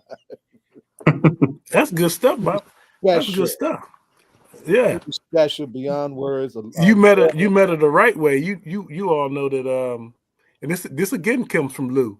I remember Lou telling me about somebody approached Chokeway because they wanted to know where Assata was. No, it wasn't Chokeway. It was Ahmed. Oh, it was Ahmed. That's somebody, and y'all do what y'all want with it. Make whatever disclaimers you need. That somebody was Al Sharpton. See, I wasn't gonna mention his name. I'd mention his name because folks are liberal about that Negro. I do not forget Al Sharpton, who had a suite in the Lincoln Motel. Not the Lincoln Motel, the Lincoln Center in Midtown Manhattan. You know how uppity the Lincoln Center is in Midtown Manhattan? And he was young then. This is 1980s. It's crazy. Where this Negro getting money to have a suite in the Lincoln Center, preaching without a church? He ain't had no congregation back then. So we checked it out. Guess who it was rented by? The FBI. Y'all can have Al Sharpton. Walton paid for, signed, sealed, and delivered. You can have that Negro. I will never forgive him for what he tried to do to Assata. Some things you can't let go. Liberalism is bullshit. Yeah, brother Kafele said sounds like you need to write a book. I agree with him. I was going to ask, when you went to Cuba, did that cross your mind? That trying to reach out to her again, or wouldn't have been, Well, recently we need to appreciate, and we really need to appreciate the Cuban Revolution. Right? That's in a Palenque, a liberated zone in the Americas, and they have been incredibly selfless and special about their generosity and their muscularity with solidarity with all of our struggles around the world, right? And taking care of freedom fighters from around the world. Assata ain't the only, exilee in Cuba. They come from all. Cuba takes them in from all over. That's right. We need to appreciate that. But as these bounties began to up, and then it began to be an expansion of travel towards Cuba, right? The American racist underground that has always had a thick anti-Castro Cuban element, right? Has attacked Cuba militarily, right? So Cuba put her under wraps for these last several years. So we haven't seen her in some time. And we totally understand that, right? But they had, because see, she's not the only one that was being threatened. The whole country was being threatened. And they had to do what they needed to do to take care of everybody.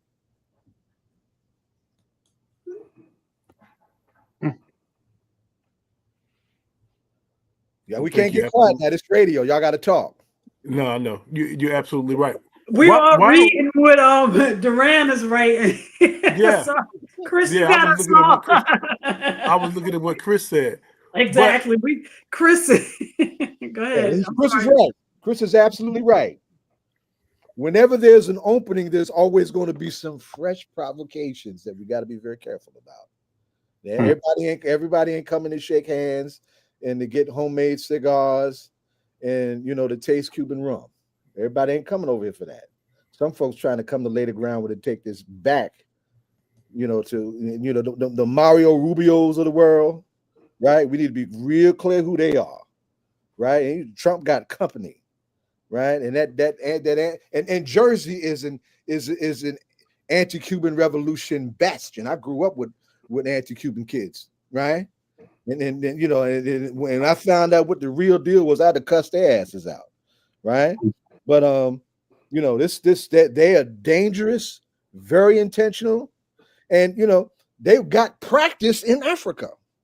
Yeah. Right? This is Malcolm Centennial.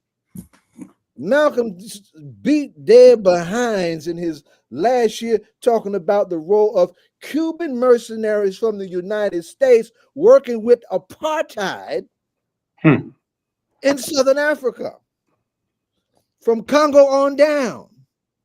So these folks ain't never been no friends of ours, right? Yeah. And they ain't never been about no democracy. Mm-hmm. That's one of the biggest white lies they don't ever told. Before Fidel, Cuba was a beachhead of fascism. Absolutely. As a country and one of the most highly favored neo-colonial states of the United States. Absolutely. It's called a whorehouse of the Caribbean because it was a playground for rich white men. Absolutely. A white historian, famous white historian, Arthur Schlesinger, said he was embarrassed to call himself an American because Americans would go over there, high-ranking politicians and businessmen, and use it, as, just like you said, as a whorehouse, as their personal playground. Oh, they were terrible. Said he was embarrassed. And, there's a book called Havana Nocturne. It talks about Cuba before the revolution and at night. And it talks about Kennedy and Sinatra partying together on a dime of the mob. It goes into more detail than that, but I ain't going to get to. Them white boys like to party too. They got down. Yeah, they took no shorts. For all my little young gangster friends, you go back and watch your gangster movies. The second of the Godfather trilogy, the best scene and the most important scene was when Michael and Toe are in Cuba. Yep. And then there's this one scene where there's one brother all by himself, has a Molotov cocktail that says "fuck all." He goes off, right, and drops one right in the middle of them doing their privileged thing, and they had to stop and look and said, well, "Why are you worried about that? They got that in control." I said, "No, if they're willing to do that with no fear of consequence, they might be capable of fighting to win." He conceded that. You gangsters out there. I don't know if y'all check that out in your gangster movies, right? Yeah. That's a military lesson you need to appreciate. What do you all think is the legacy of Assata Shakur and the Black Liberation Army? Yeah, get us back on point because Chris Duran doing a whole master class. Go ahead. Well, we're looking forward to Chris really doing master classes. Chris is now a doctoral student in the University of California college system. I'm looking forward to him doing some real master classes, right? He's one of our cubs. He's one of our babies, raised hell right over there at Seton Hall, and has been steadfast on his walk with very real intentionality. I'd say several things. First, on her own, she is a daughter of Maroons who lived her life bravely and boldly on the shoulder of her Maroon ancestors. We were blessed that she had a palanque, a liberated place to go to when the time came for her to make that ultimate move. I think the Black Liberation Army needs to be appreciated with a long view of us appreciating our Underground Railroad tradition. It did not stop in the Civil War. That's right. Always had underground traditions. One of my favorite books, and this I got these two young scholars on here, right?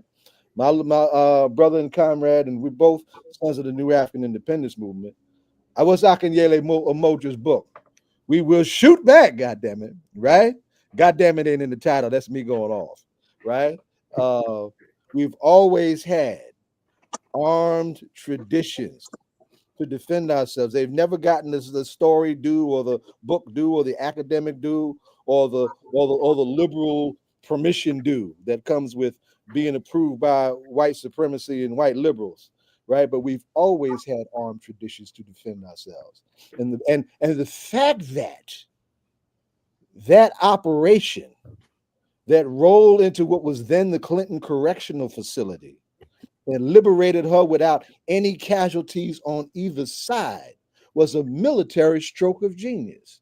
And it's one of those rare military feats, no matter how rare it is, that we all need to own. I wasn't there, but everybody that got it done deserves more than a golden cookie. They deserve the utmost respect and appreciation, and I'm sure they're doing a hell of a warrior dance in the land of the ancestors, fighting them devils in the spirit world the way we need to be fighting them in the real world. Yeah, I absolutely agree with that. I think that, one of the things for me is that I can remember in undergrad, when we started the Black Press Day, and I can remember that, when there would be articles printed on Assata, at the time that Christie was talking about going to Cuba to find her. And I can remember that having some of the young sisters who were with us, how enraged and how more emboldened they became with their level of studying who she was, when she was younger, and how that encouraged them. And a lot of those young sisters today, believe it or not, were some outstanding defense attorneys, right? They became defense attorneys because they wanted to put together, believe it or not, a group of young sisters who would go down to Cuba and began a process to come back and defend her in America. I mean, that's what they were talking about, right? I mean, so in my mind, her legacy for me would be how she's, and you could imagine if her voice was loud now, right? How she'd be able to speak to a group of sisters today, particularly as Black women are being attacked from the Trump administration.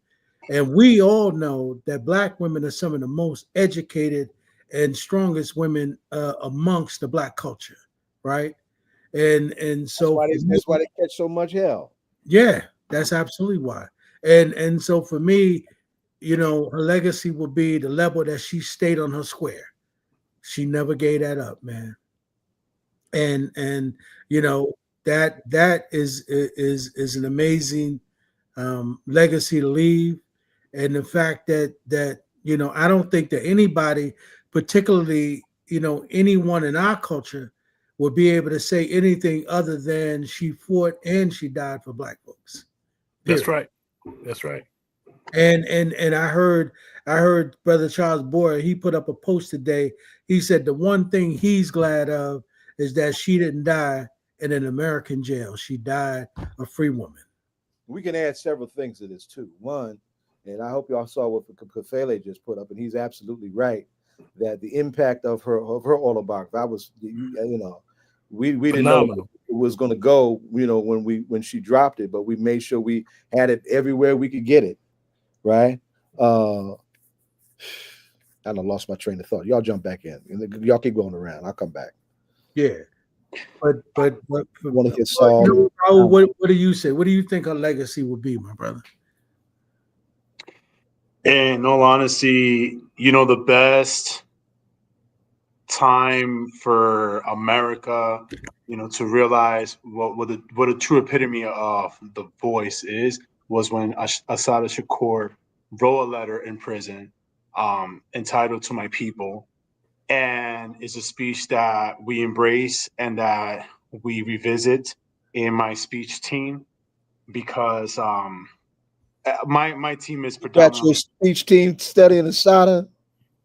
Oh, absolutely. I mean, if it's not revolutionary, then I'm not. If you don't mind my Panther expression, we love that shit. Oh, absolutely.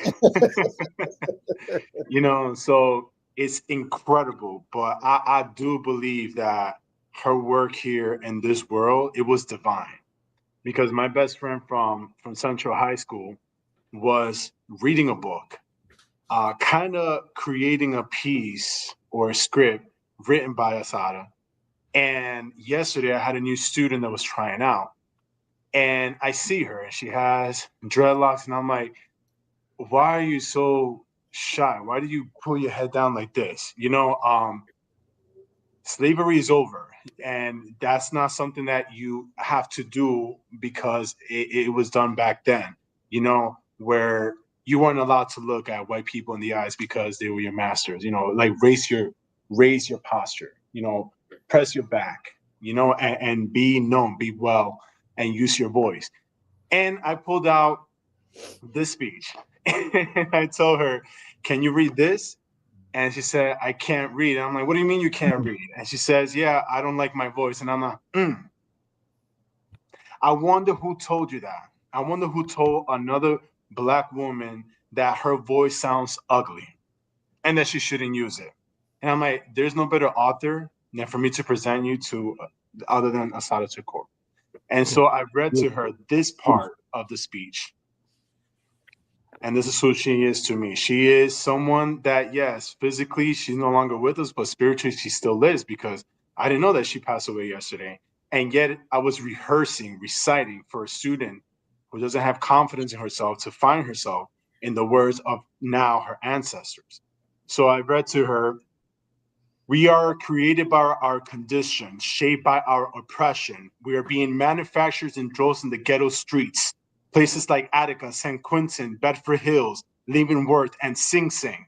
They are turning out thousands of us. Many jobless Black veterans and welfare mothers are joining our ranks. Brothers and sisters from all walks of life who are tired of suffering passively. Liberation Army at this time is to create good example, to struggle for Black freedom, and to prepare for the future. We must defend ourselves and let no one disrespect us. We must gain our liberation by any means necessary. He who runs when the sun is sleeping will stumble many times. America is trying to lynch me. It is our duty to fight for our freedom. It is our duty to win. We must love each other and support each other. We have nothing to lose but our chains. So that's who she is to me, and that's who I want to pass on to. That's what's going on all over. Black women are saying that all over the country. That's right. That's right. When I do libations, I include that in my libations. And speaking of which, folks in the spiritual realm, absolutely, Assata is an Eshu. Eshu was the trickster. Right? Yeah, I know. I'm aware. Your Reuben culture, right? She was the master of deception in the underground. She was a decoy. Mm-hmm. You know what I'm trying to say, right? And she was a good DJ. And in fact, she, when she was wounded on the turnpike, that's not the first time she was wounded. She was wounded she had another situation where she was seriously wounded also, but she was a decoy. She was, she had that gift. And we need folks like that. And the shoes also are witnesses for us, right? That's right. Are these folks real coming to you, trying to go forward, or were they fake? And then if you can't get past a shoe, you ain't getting approval from the big bosses of the spirit world, and that's your ass, right? She was definitely a shoe. She was dog, man. We can go on for this for days. Oh yeah, for sure. And I know that she lives in our spaces, and it is up to us, to keep her alive in our spaces, because I don't know, I wish I would have had the privilege and honor to have met her or just walk by her, because I know her presence, it would have impacted me. Because you can really, it's like the old saying, right? If you want to know a Black woman, just look at her eyes, how tiring her eyes are, and look at her hair and feel how she has waited all of this history, that no Black man, no white man, in me included, like I advocate for my students, I advocate for the Black community, but I am Dominican and Haitian, and I'm white passing. As much as I want to teach, and I will continue to teach, I will never know what it feels like, but I know that supporting and staying true to history, the history that it's not taught in classroom settings because it's not part of the American education ideals. It's my job. It's my job to do that and to stay and remain loyal to my people. To the leaders of America. The people that Martin Luther King dreamed that would one day take over his leadership and his voice and continue to be the next pastors and reverends and speakers and radio hosts and here we are today. So No, Zaid, can you go ahead? I'm sorry, Donna. no, I was just gonna say that her daughter wrote at approximately 1:15 p.m. on September That's 25th. My right. mother, huh? That's right. You're right. Okay. My mother, Assata Shakur, took her last earthly breath. Words mm, cannot describe the depth of loss that I am feeling at this time. I mm, want to thank you for your loving prayers that continue to anchor me in the strength that I need in this moment. My mm. spirit is overflowing in unison with all of you who are grieving with me at this time, sending much love and appreciation to all. How do you pronounce it? Kuya. Kuya Shakur. One of the things I love the arts, and I like how um, writers take liberty and they put stories of freedom fighters and they put them right like in Cuba. And I can't, it's making me think of a series that I just watched. And I can't think, but there was a woman who was living in Cuba, and they wanted her to come back, and it was, and they did the whole story where when she was younger, she shot a police officer, and they didn't tell her story and why she was in Cuba and everything. So I appreciate how artists keep retelling the story so that her story continues to go on forever. So I'm appreciative of that. Zaid, what do you remember when you met her? What do you remember from that meeting? What did she what do you remember her saying to you? She just grabbed me like I was her little dumbass brother. You know? Maybe I said, put your head up, come here, boy. And I was, she didn't give me, that was the first time she gave me an order, but I mean, and taking orders from her is a trip. Mhm. But we were in a hall. I was on a solidarity trip. I used to be a regional representative for formation, and Chris knows it, called the Venceremos Brigade. And I used to go to Cuba through the Venceremos Brigade. So we were in a big hall, with a lot of folks and whatnot. And they got cut off. I was trying to drop in the chat. I want everybody to write Kamal Siddiqui, right? We can't be talking about Assata and not talk about our political prisoners. Right? Let's get this Mhm. conversation some more, points of action, right? That's Kamal right. Siddiqui is Kikuya's father, and he's the last New York Panther in prison. And he was railroaded into prison by the same judge that railroaded Imam Jamil Abdullah Alameen. And both are urgent matters. Kamal right now is up for parole consideration. And I tell folks, well, I don't know what do I say to a say thank you. You don't know what fuck, you don't know what else to say. Say thank you for your commitment, right? And we appreciate you. We hope, whatever we can do to help you be all right, we're willing to do it from this side. And we live for the day when you can come home, and keep it simple. It ain't got to be a long thing.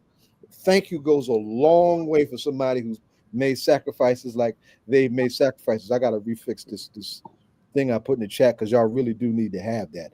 Both matters are urgent. Imam Jamil is terminally ill in prison, right? And wants to go out clearing his name. There've only been two political prisoners who have done that. That's Ruba Ben Wahad and Geronimo Jijaga Pratt. Everybody else has done their time or have come out in a box. And that's the long and the short of that whole thing. But she grabbed me, and then we went to this big thing in the hall about, whatever the solidarity action was at the moment. And we had our own thing, over the years. Right. But that first moment was just like that scene with Denzel and Al Freeman trying to reenact Malcolm and Elijah Muhammad. I'll never forget it. And I was just like, I couldn't even look at her, and yeah, let me stop. I'm starting to get mushy. No, but it's important to uplift them and to tell their stories and don't let other people tell their story. Yeah. It's very important. Yeah. And it's interesting when you look at Assata and you look at that whole era. If it was white, it would be worthy of a Hollywood blockbuster if they were white. That's right. Oh, Hollywood wanted it. What do you mean they wanted some of this? Yeah. But they was, they would never work out the terms that would do Assata justice, and she was clear about that, so it never happened. But that whole Hollywood. Well, they wouldn't. I mean, because police officer, they wouldn't. Warner Foster, they wouldn't. Absolutely, they wouldn't. They wouldn't. I want to acknowledge also, not in this conversation, everybody's read Assata's book, but there's a book I want you to also read called Inadmissible Evidence. This is a book by Assata's lawyer and aunt, Evelyn Williams. Yeah. And Evelyn gives a detailed picture of just what happened on Exit 9 on May 2nd, 1973, that we all need to appreciate. Then also, and this is the thing that I was going to say earlier when I lost my train of thought, is that Assata should also be appreciated for her voice inside, right? And some of y'all have, you read that letter that ultimately becomes her calling card, right? Mm-hmm. When she was inside at Clinton Correctional, not the Edna Mahan Women's Facility, one of the things that she exposed was the rampant sexual abuse of the female inmates and the male corrections officers, right? Just like we're trying to close Rikers Island in New York for its abuse, there's a movement afoot now to try and close Edna Mahan over the same abuse. Assata blew the whistle on that back in the 1970s, right? But was not listened to because of the way she had been demonized in our press by your friends, by your white friends. You've mentioned it. Saul was mentioning it. Kafele mentioned it in the thing. Her book was so powerful and transformative. It was one of mine. It was unbelievable. It really impacted. Yeah, I know my generation as I was coming of age. It impacted me so much, and she wrote it with such humility.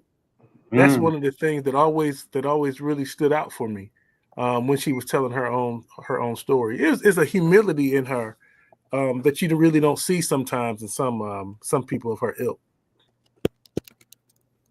Totally, absolutely. Yeah, and Chris points out that the doctor who delivered Kikuya is also from Newark. He passed away a little while ago. He's an ancestor, but yes, that was right here in Newark. Yes. Powerful. So Kikuya was born in Jersey? Yes. Yeah. Okay. Father was in captivity when she was born. Yes. And do we know what her daughter's doing these days? I haven't talked to her in some time. She had raised her children in Chicago, right? I would love to see her again. We definitely got to reconnect soon, but I haven't seen her in a few years. She's, Kikuya was also very modest and an excellent writer in her own right. She's definitely her mama's child. Spelman graduate. Yes, right. We need her to come to the high schools and speak to our young ones. That's what we need. Because there's the Assata's stepdaughter, Kasise Siddiqui, who is more public because she's also campaigning to get her father released, and he's had some very serious medical challenges and Kasise has theatric background. The last birthday celebration I did for Assata was right at Refab, and this is for her 70th. And Kasise and we had everybody who we could come. Sundiata called in because he was still inside.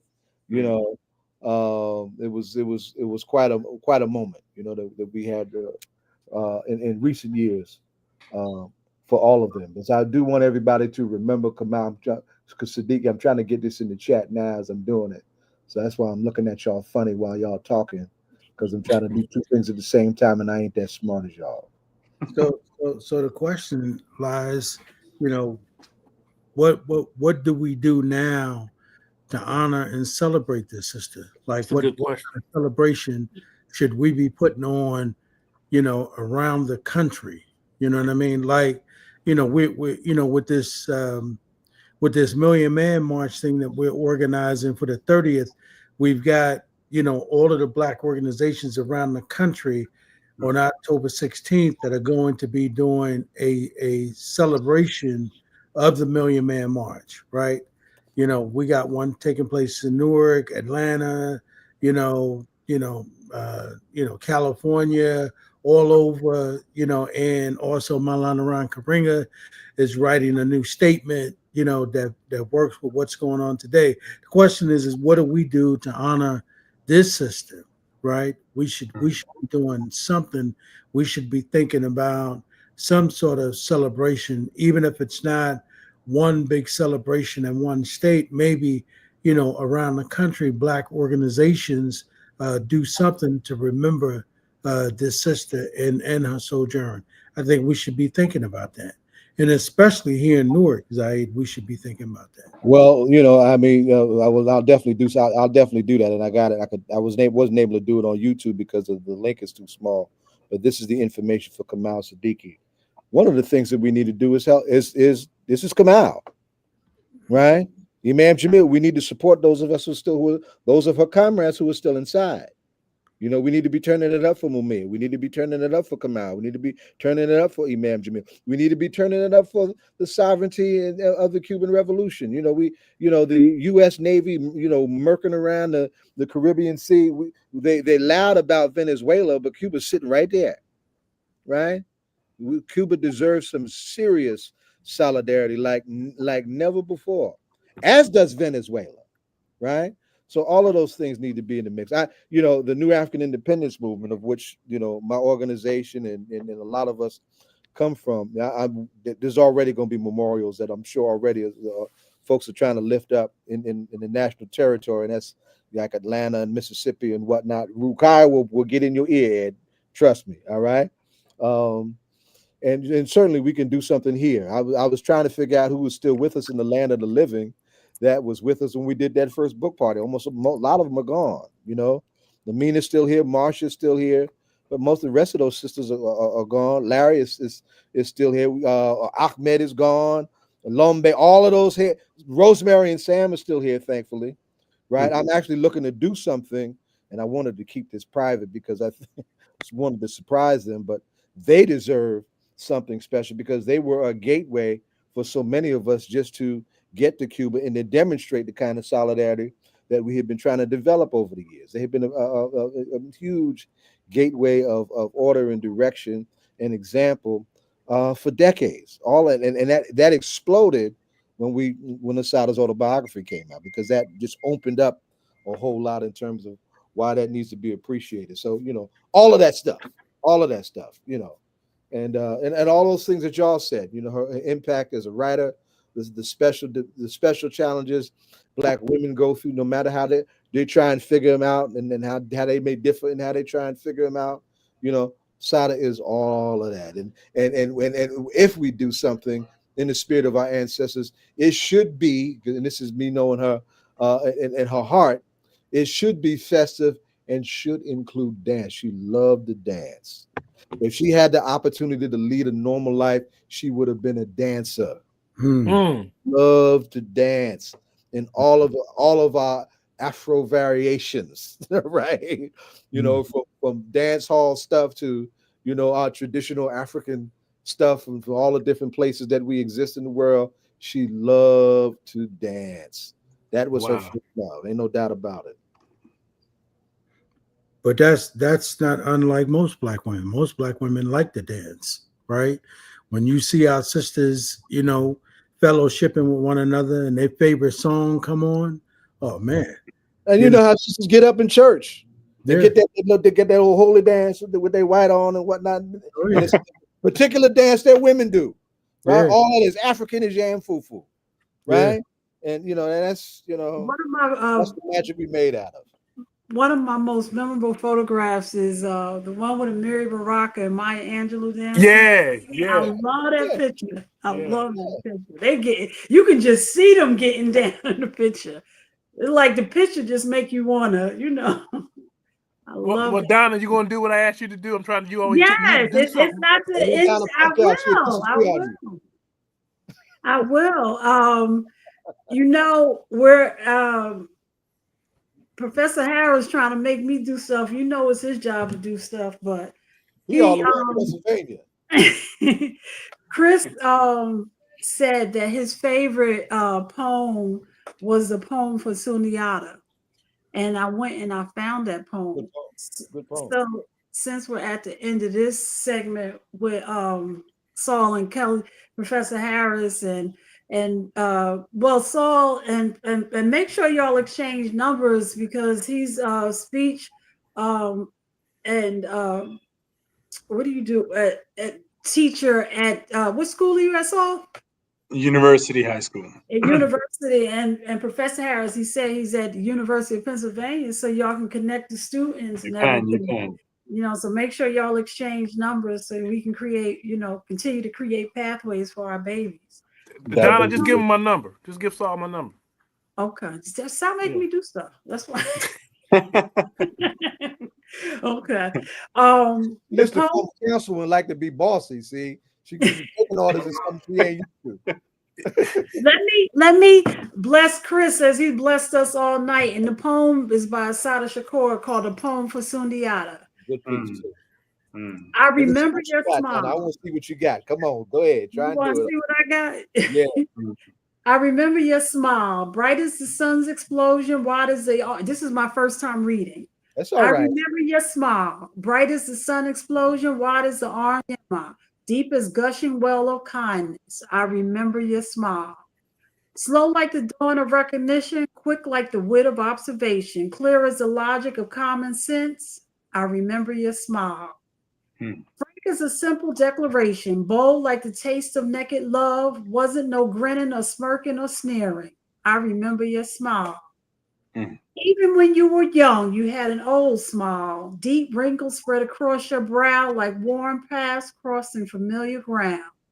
Laugh lines descending from eyes made old by deadly images.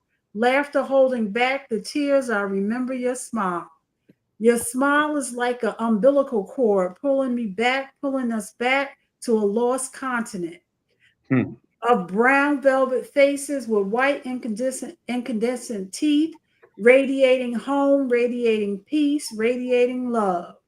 Your smile wakes me up from nightmares turned into daymares, reoccurring slave mares in the twisted tinsel hell they called America.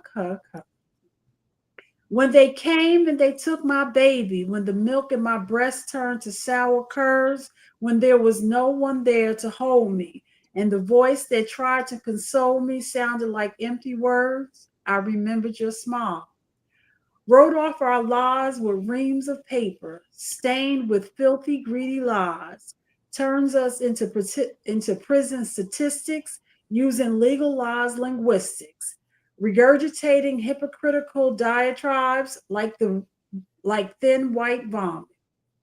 In the midst of body bags and toe tags and the flood of black blood, in the midst of affirmative negation and mass extermination, I remember your smile.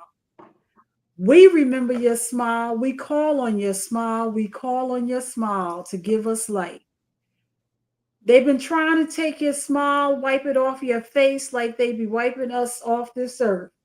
But you smiled that smile in cages, institutionalized, outrageous, 20-year hits like contemptuous spit. And in spite of bitter taste in your mouth, your smile shines strong. All of us smile lovers need to set you free. We need to free your smile, the X-ray smile, beaming rays of freedom. Unchain that smile, set it free. We love your smile. We need your smile. Your smile is sweet enough to melt hard hearts into love syrup, sweet and sticky as the nectar of freedom. We got to free that smile, unchain that smile. Let it shine out and warm us. I want to see that smile. Make children laugh and light up a woman's eyes at midnight. We got to free that smile. We got to free that smile. That freedom smile. That freedom smile so we all can smile again. Assata Shakur. And if you have not enjoyed Sundiata's smile, he is not only still in the land of the living, he too is now a free man. These racist mother fathers of racial profiling swore that they would never get out of Dodge alive. Yeah, guess what? He did, and she did, because we never give up. That's right. Well said. Well, I think that I think her spirit is moving on all of us, man. Because even as I'm sitting here, I'm thinking about her, and just remembering the impact that she had on my life, as a young student when I was trying to find my way. And I think that is the beauty, I think, of all of these brothers and sisters who have struggled in front of us, right? And I think that is the mistake I think that we are making, the new 50 and 60-year-olds. I think that's the mistake we're making, that our kids don't necessarily see us struggling like that against the powers that be, right? And so, and that is partly because I think that most of us wanted our kids, to not want for anything, not struggle for anything. But the question we have to ask is, was that right? Because most of these young brothers and sisters, are not into any of the Black struggle at all, right? Right. Even if you have a conversation with them around a Black campaign, they ask, what does that mean, right? Or even if you ask them, have they read any Black books? Have they, because that was the one thing that Mayor Baraka said when he went down to that school, Zaid and Donna, that was having problems in Newark. He said the first thing he wondered was, what books did these teachers read? Yeah. Like for these Latino students not to recognize, right, these Black students that were in front of them, right? He said, what books did they read? And for them not to be clear about, Raul, this was about a school called Global. I don't know if you heard about that when they were having those issues back then, but that's what he was saying. He was saying that, did we make a mistake? We need Amistad. Yeah. That's for teachers and that ain't just for the students. That's for teachers and students. All of them need to be educated out of their damn races. Yeah, but just even, want to share. And I want to put a pin in there. And just when you said Amistad, reminded me that Chitterelli said he was gonna overturn the Amistad legislation. I'm sorry, Ed. I just that's who he is. Overturn it to do what? Meaning make it not law anymore. Wow. Wow. Rescind the law, yes. Mm-hmm. I think that's why I think that what we're going to have to do is we definitely are going to have to put up, what Trump's policies are and some of the things that this guy has said that is detrimental to our community, right? And we're going to have to Absolutely. Because I think that for all of the, and particularly I think we, Zaid, I think that we're going to have to speak real clear to those red tie, bow tie brothers, right? Who are running around Newark looking like FOI, right? And they're not FOI. And most of the brothers and sisters who are welcoming them into the community to bring Chitterelli, because I talked to some of them and I asked them to come on the show, and they were saying that they were friends with them red bow tie brothers. And they were saying, yo, man, we thought they were still in the ranks, man.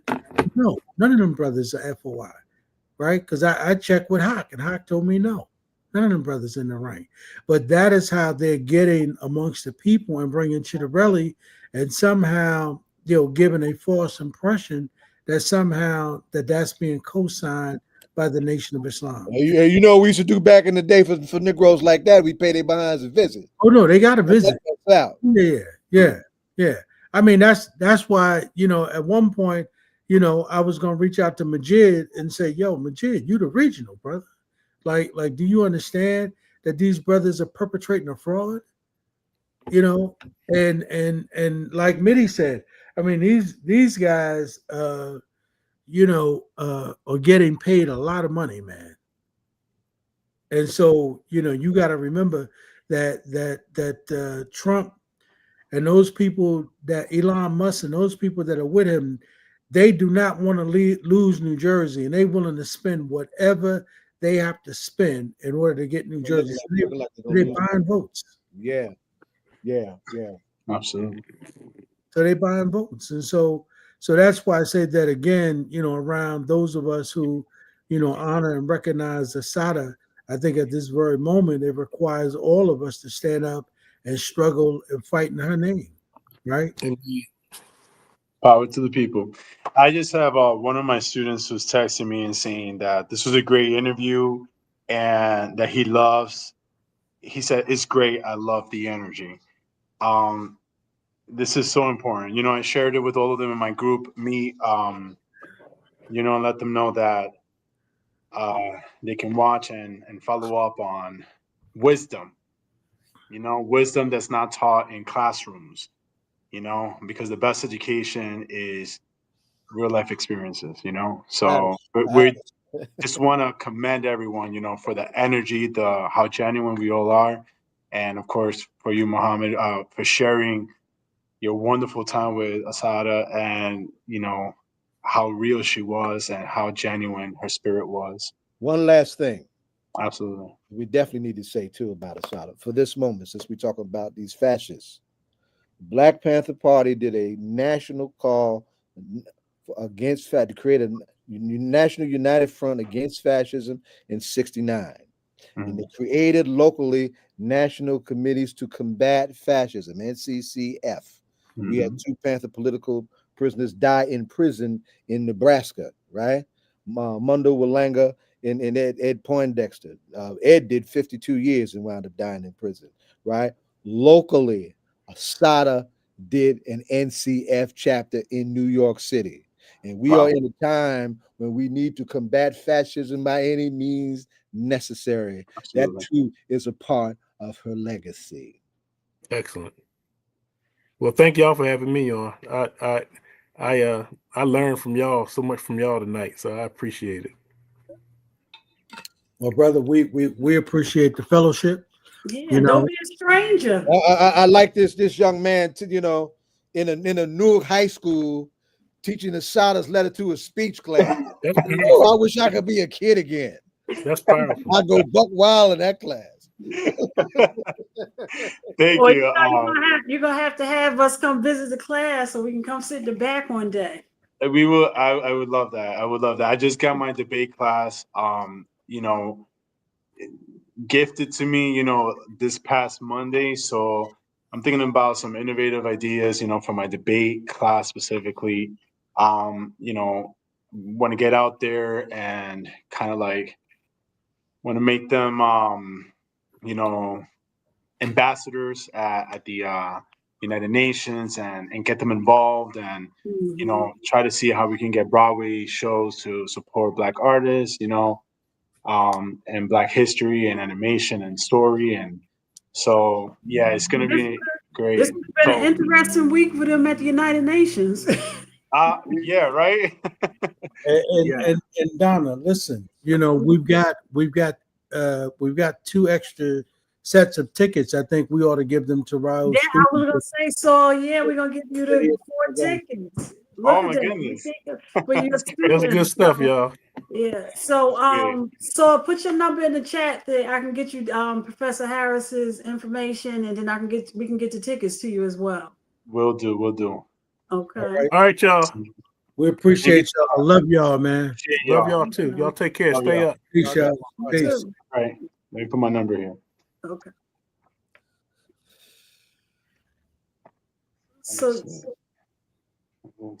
and yeah, I don't know. That was one of the things that came out this week that Chitterelli said he was going to roll back the Amistad legislation. So that in itself, like why? So if you ever want to align, what the president is doing and connecting them, that's right in the president's toolkit. Yeah, but we're gonna do that, Zaid. We're gonna lay out that, put that together, and we will, we'll get the finances. We'll get get a budget to put that together, and put that out publicly, right?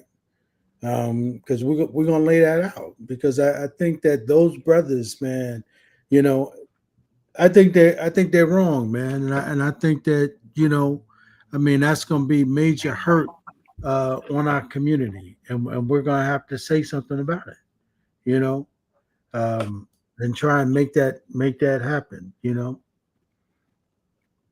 So Yeah. And you said Zaid said that normally they would get a visit, and you said they have been visited. So because I mean, it just seems like this We're is talking about something else. We're talking about them, misrepresenting the Nation of Islam. no, I know what you're talking about. I know exactly what you're talking about. All right. And what school is that? He's at University High. University. Sorry about that, Principal. University. Yeah, he's at University High. That's great. That was Principal, I'll send it to you as well, Principal Capella. yeah, so what we should be doing, though, I think that, pointing out the level of harm that will do to our community, right? Because this dude fully intends on implementing every one of Trump's policies. And remember, I mean, the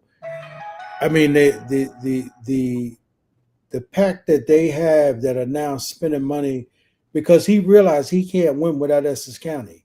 So the kind of money that he's spending now is very real. Remember I said as Essex County goes, so does the state of New Jersey. Absolutely. Yeah. But remember, the polls say that they are tied now. Yeah. Right? Well, because that information came out, and it's funny because how the headlines that Mikey Sherrill cheats, part of a cheating scam while she's in the Navy, and the whole story is that apparently in her Navy class, some of her classmates cheated on their exam, and what she didn't do, and what she did not do, if she knew who was cheating, she did not give their name. She was not cheating. She just said, no, I don't know who it was that were cheating. And as a result, they did not allow her to walk. Mm-hmm. Right. But what we got to be clear on is that, how harmful that's going to be to us, right? Like, recognizing that, because and y'all remember I said this, early on. It's always been the lesser of two evils for us, always, right? And if everything had been fair and equal, Mayor Baraka would actually be the candidate, right? But we recognize that in the Democratic Party, everything is not fair and it's not equal. So here's the cards we now have. And because those are the cards we have, we recognize that under no circumstance that can any of us believe that somehow Chitterelli is going to be good for Black people. I don't care how good this man speaks. I don't care how persuasive he is. Just like the mayor said, this guy is not going to be good for the future of our state, nor for the lives of Black people in this state. And we're going to have to say that loud, and we're going to have to say it, real clearly. And I think that, unfortunately, for some of us, we drank the tea, and we're going to have to do something and say something about it. Well, I think, I don't know. I don't know how good that tea could be, because there's nothing in terms of what the president has done in these 8 months since he's been in office that would prove that he would be helpful for our community, or why we want to align ourselves with him or his agenda. So I think that everybody needs to get out and vote like they have not, and like your lives depends on it. Because And it does. because it does, and voting and not voting has consequences. Right. And And, we have and to we be a see part of this that. process. And we see that not voting, we see what happened. We got Trump and see what happened. Right. Yes. Because let me tell you something, Donna. When the midterms are over and all of those Trump policies from that big beautiful bill begins to hit and people start losing, their Medicaid and can't afford their Medicare, 20% payments, or you gonna see some real things in America. And because white people are being told, particularly white business owners are being told to cover the tariff expenses until after the midterms and then let it go, right? Because people aren't going to be able to afford any of that stuff, right? So when Trump is talking about other countries are paying the tariffs, well, that's not true because they don't pay it. Americans pay that. It comes down. That's one thing that does trickle down the cost to consumers. you know, So yeah. yeah, he got millions and billions coming in, but who's paying that? Us. All you got to do is look at your grocery bill, right? I mean, everything that you're going to listen. I was at the car dealership this morning for Kim, and I there was a sister in there who went in to. She had, and I know this because Kim and I just experienced this. One of her headlights were out, and she went in to have the headlight replaced. And I know that it's nothing but a bulb. I know it's nothing but a bulb. They charged this lady damn near $400 to replace the bulb, and the bulb only costs maybe what, $8, $7. Yeah, and what's that labor and Right, right.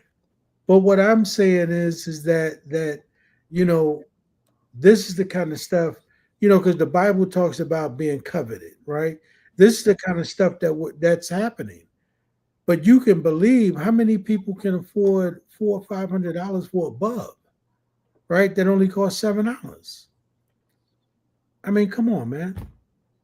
And I looked at that, and I said, wow. I said, this is absolutely incredible, you know. And these people are doing this kind of stuff, because Trump is giving that kind of directive. And so we need to be thinking about, all of those things in our community and making sure that those Trump policies are not going to get implemented by Jack to the Rally. And so we need to be telling everybody that we know, and we need to do something about it. Did So, we didn't get, I mean, this news cycle is just so, we didn't get a chance to talk about the First Amendment and the whole thing with Jimmy Kimmel coming off the air, or now even in terms of the former Comey, the former FBI director, and being indicted, just and at the insistence of the president. It's Mhm. and why you can't laugh at this stuff. Sometimes you have to, what they say, laugh to keep from crying. I was watching when they were talking about Jimmy Kimmel and the FCC chair and Cruz and Senator Cruz, him doing the whole, which is going viral because how he kind of did quote unquote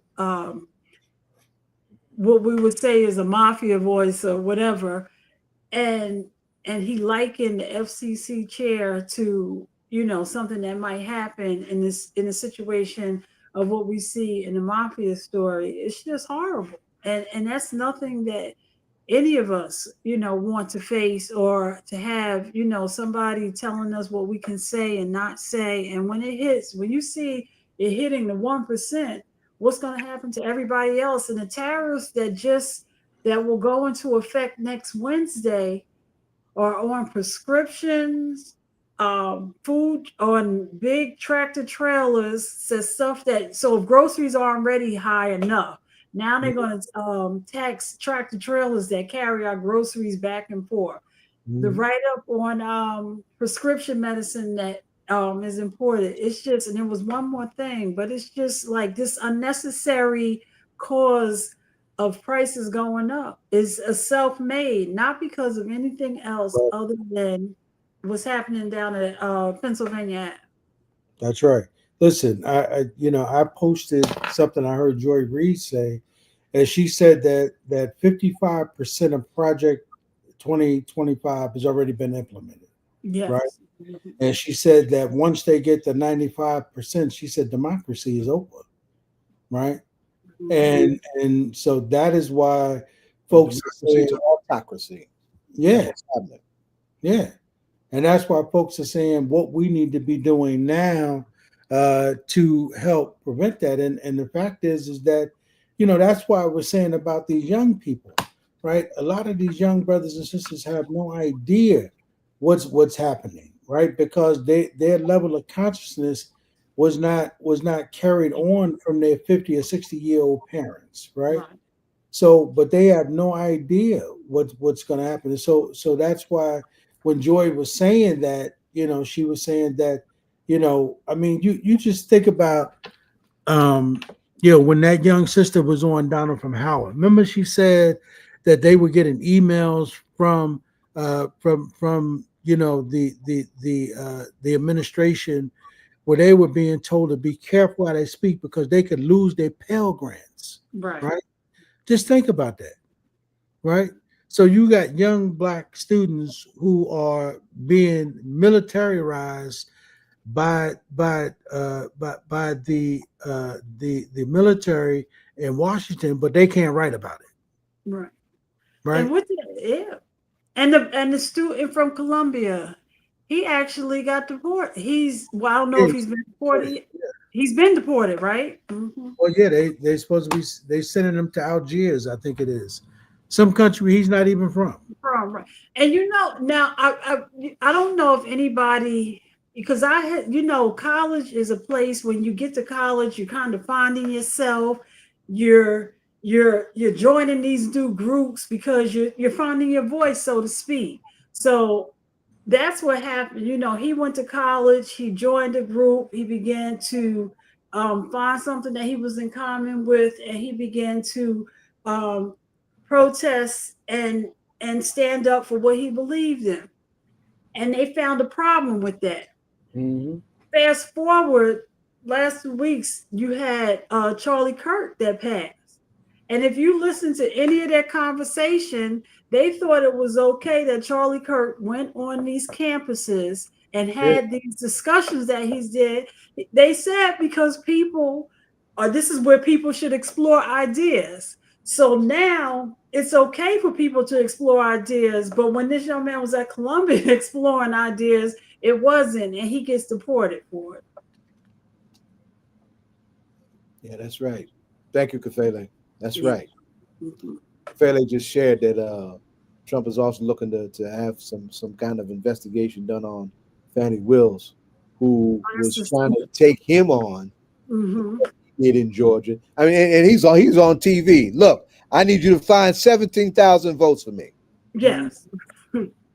I mean, what do we need? If that's not voter tampering, I don't know what the hell is, right? And that's yeah, but they're coming after her now, and then, he's coming after any. You ain't got to be black for him to come after either. No. All you got to do is be critical of him.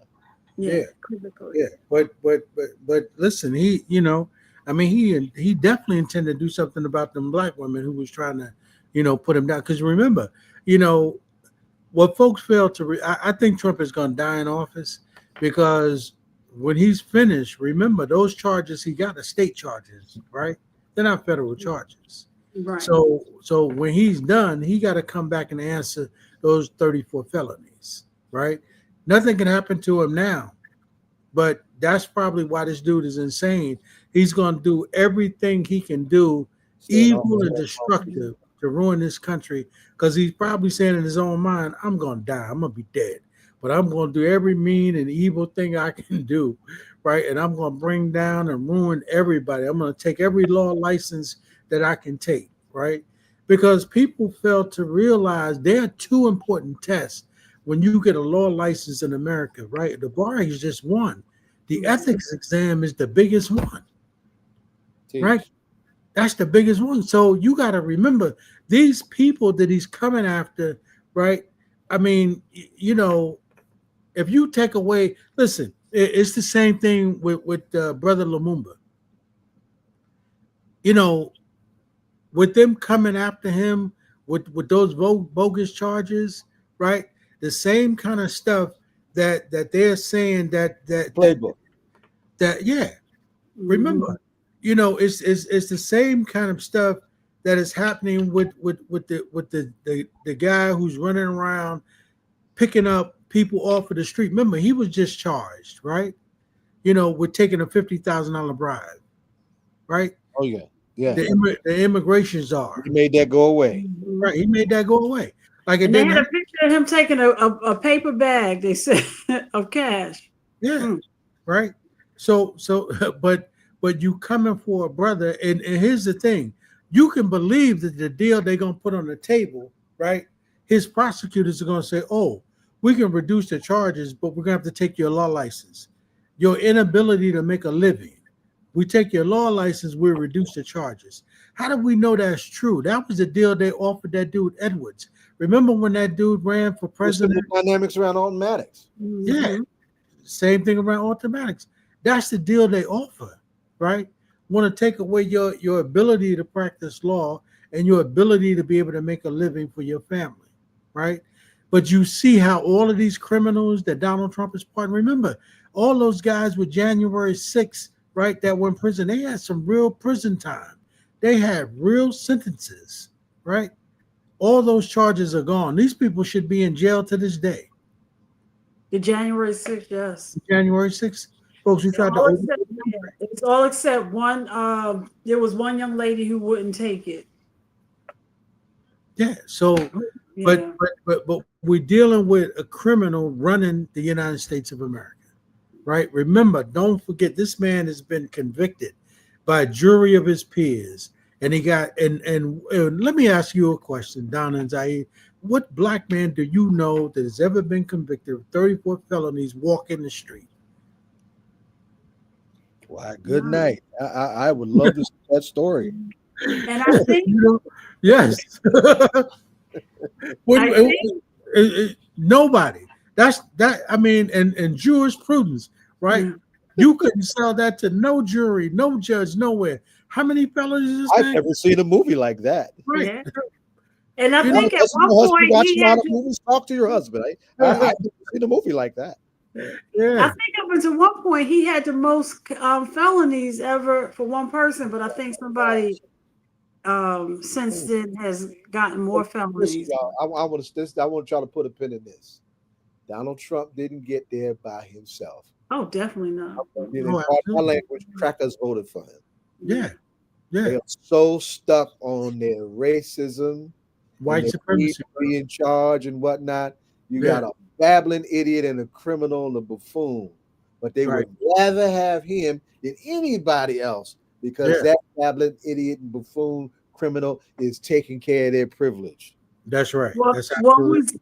was interesting how while America is so set on continuing this control, other countries who are not normally aligned together are aligning to take this place of America being the number one, in the world, So whatever's happening, a lot is going on in the background. A lot is going on in the background. Order is going through a realignment, and the BRICS alignment is an actual international order of arrangement that is moving totally away from that bipolar madness that went away years ago, that the U.S. still hasn't figured out, that was around the former Soviet Union and the United States. That has long been dead. The U.S. wanted to keep it now a unipolar world. We're all saying, hell no, we can trade with each other. We don't need to trade with you if you're going to be messing over us, right? We could just trade with each other and the hell with you. Yeah, and that's what's happening. And this has been brought up in the conversations since I've been on tonight. You can't forget how much this country is isolated around the Gaza genocide. Yeah, it's real. They're totally isolated on that. There's even a divide within the European countries now. Some of them, and although it's performative, and I think it's bullshit because it's almost too late, right? But they're now coming out recognizing the state of Palestine. That should have been done back in the 70s, right? From the real side, right? But it is creating cracks in the armor of the northern hemisphere's dependence in taking leadership from the United States as the unipolar big boss and bully of the world. Folks are stepping away from that because the United States is, got some nasty doo-doo all on their pants and on their fingers and whatnot, and it don't look good. Don't nobody want to get caught with that mess. Yeah, and I mean, you saw this guy was totally just insane when he was giving this speech at the United Nations, right? Folks was like, wow, what is that? I mean, it was insane, And he blocked the head of the Palestinian Authority. Right, from coming in. The authority is like, community Democrats. They nowhere near like Hamas. Yeah, right? Mahmoud Abbas block coming to the United States. They block Abbas from coming into the country, but gives carte blanche to that war criminal Netanyahu. He did. They're all by themselves with that. Yeah. The whole world is like, okay, y'all on your own with that though. But the international opinion is hugely going a totally different way. Yeah. Yeah. Well, look like we already have our discussion where we've had our panels on what's going on in terms of foreign policy. So it looks like we need to do a panel next week on foreign policy. And I know Josie was supposed to be with us last week, so hopefully she could be with us next week. Well, yeah. So we'll look to talk about it. We out of time, but we did get some good news tonight, Zaid. We got some good news that wants to restart the vote. Right? Yeah, it was very good. That was very good. You got to get McIver back. Yeah, that's what I'm saying. We got to reach out to, Rakia, reach out to a couple of folks and sort of say that, Mitty wants to revive his panel. You know what I mean? So see if they're willing, and then we'll get it back. And then, Tamika's working on Mondami's campaign. I saw she posted one of those crazy pictures today. I've been meaning to call her. Did you see that picture that she put up of Eric Adams talking to Netanyahu? Yeah. Bro, crazy, bro. You know what I mean? I would not have wanted to be seen in that picture. This is Kim's brother putting this up. Yeah, I was gonna say that's what I was about to say. The name sounds familiar. Yeah. Oh yeah, I recognize him now. Okay, I had to take my glasses off to see him. Yeah, all right. So he's asking, do you have any announcements for this week? You got a lot. I can't even think. This has been a hell of a day. I just did a walk from 179th Street through the Bronx all the way down to Harlem and El Barrio. My body is in some serious pain right now. It's a domestic violence. I was trying to tell Rountree this, but she got off before I could say it. It's an annual domestic violence walk that I do in New York City, right? Okay. So I'm whooped. So I'm like exhausted, and I haven't even had a chance to process Assata, right? And the fact that I jump out on the air and y'all were talking about it, they gave me a minute to process it. So I'll come up with something. Don't worry about it. You got any final things you want to say, Donna, before we start thanking all the I'm glad that we actually end up having our own opportunity to grieve and discuss Assata, and we send prayers out to her family, and just want to thank the listening audience. And again, Mr. Dumas, congratulations on getting your 2 tickets. I'm sorry, I'm taking from your Congratulations on getting your 2 tickets, and then the other 4 tickets they went to students at university. So everybody, thank you, and we'll see you next Friday. Good job. Yeah, and we're gonna start doing that a little bit more often, giving away some things on the show. I like Yeah. that. You know what I mean? So all 6 of the tickets we've been able to give away. Yes. Good job. Good job. So listen, we want to definitely thank Rountree for coming on tonight and bringing Amina Bay with her. You know, we want to wish Amina Bay good luck in her race coming up in November to fulfill the rest of LaMonica McIver's turn on the council.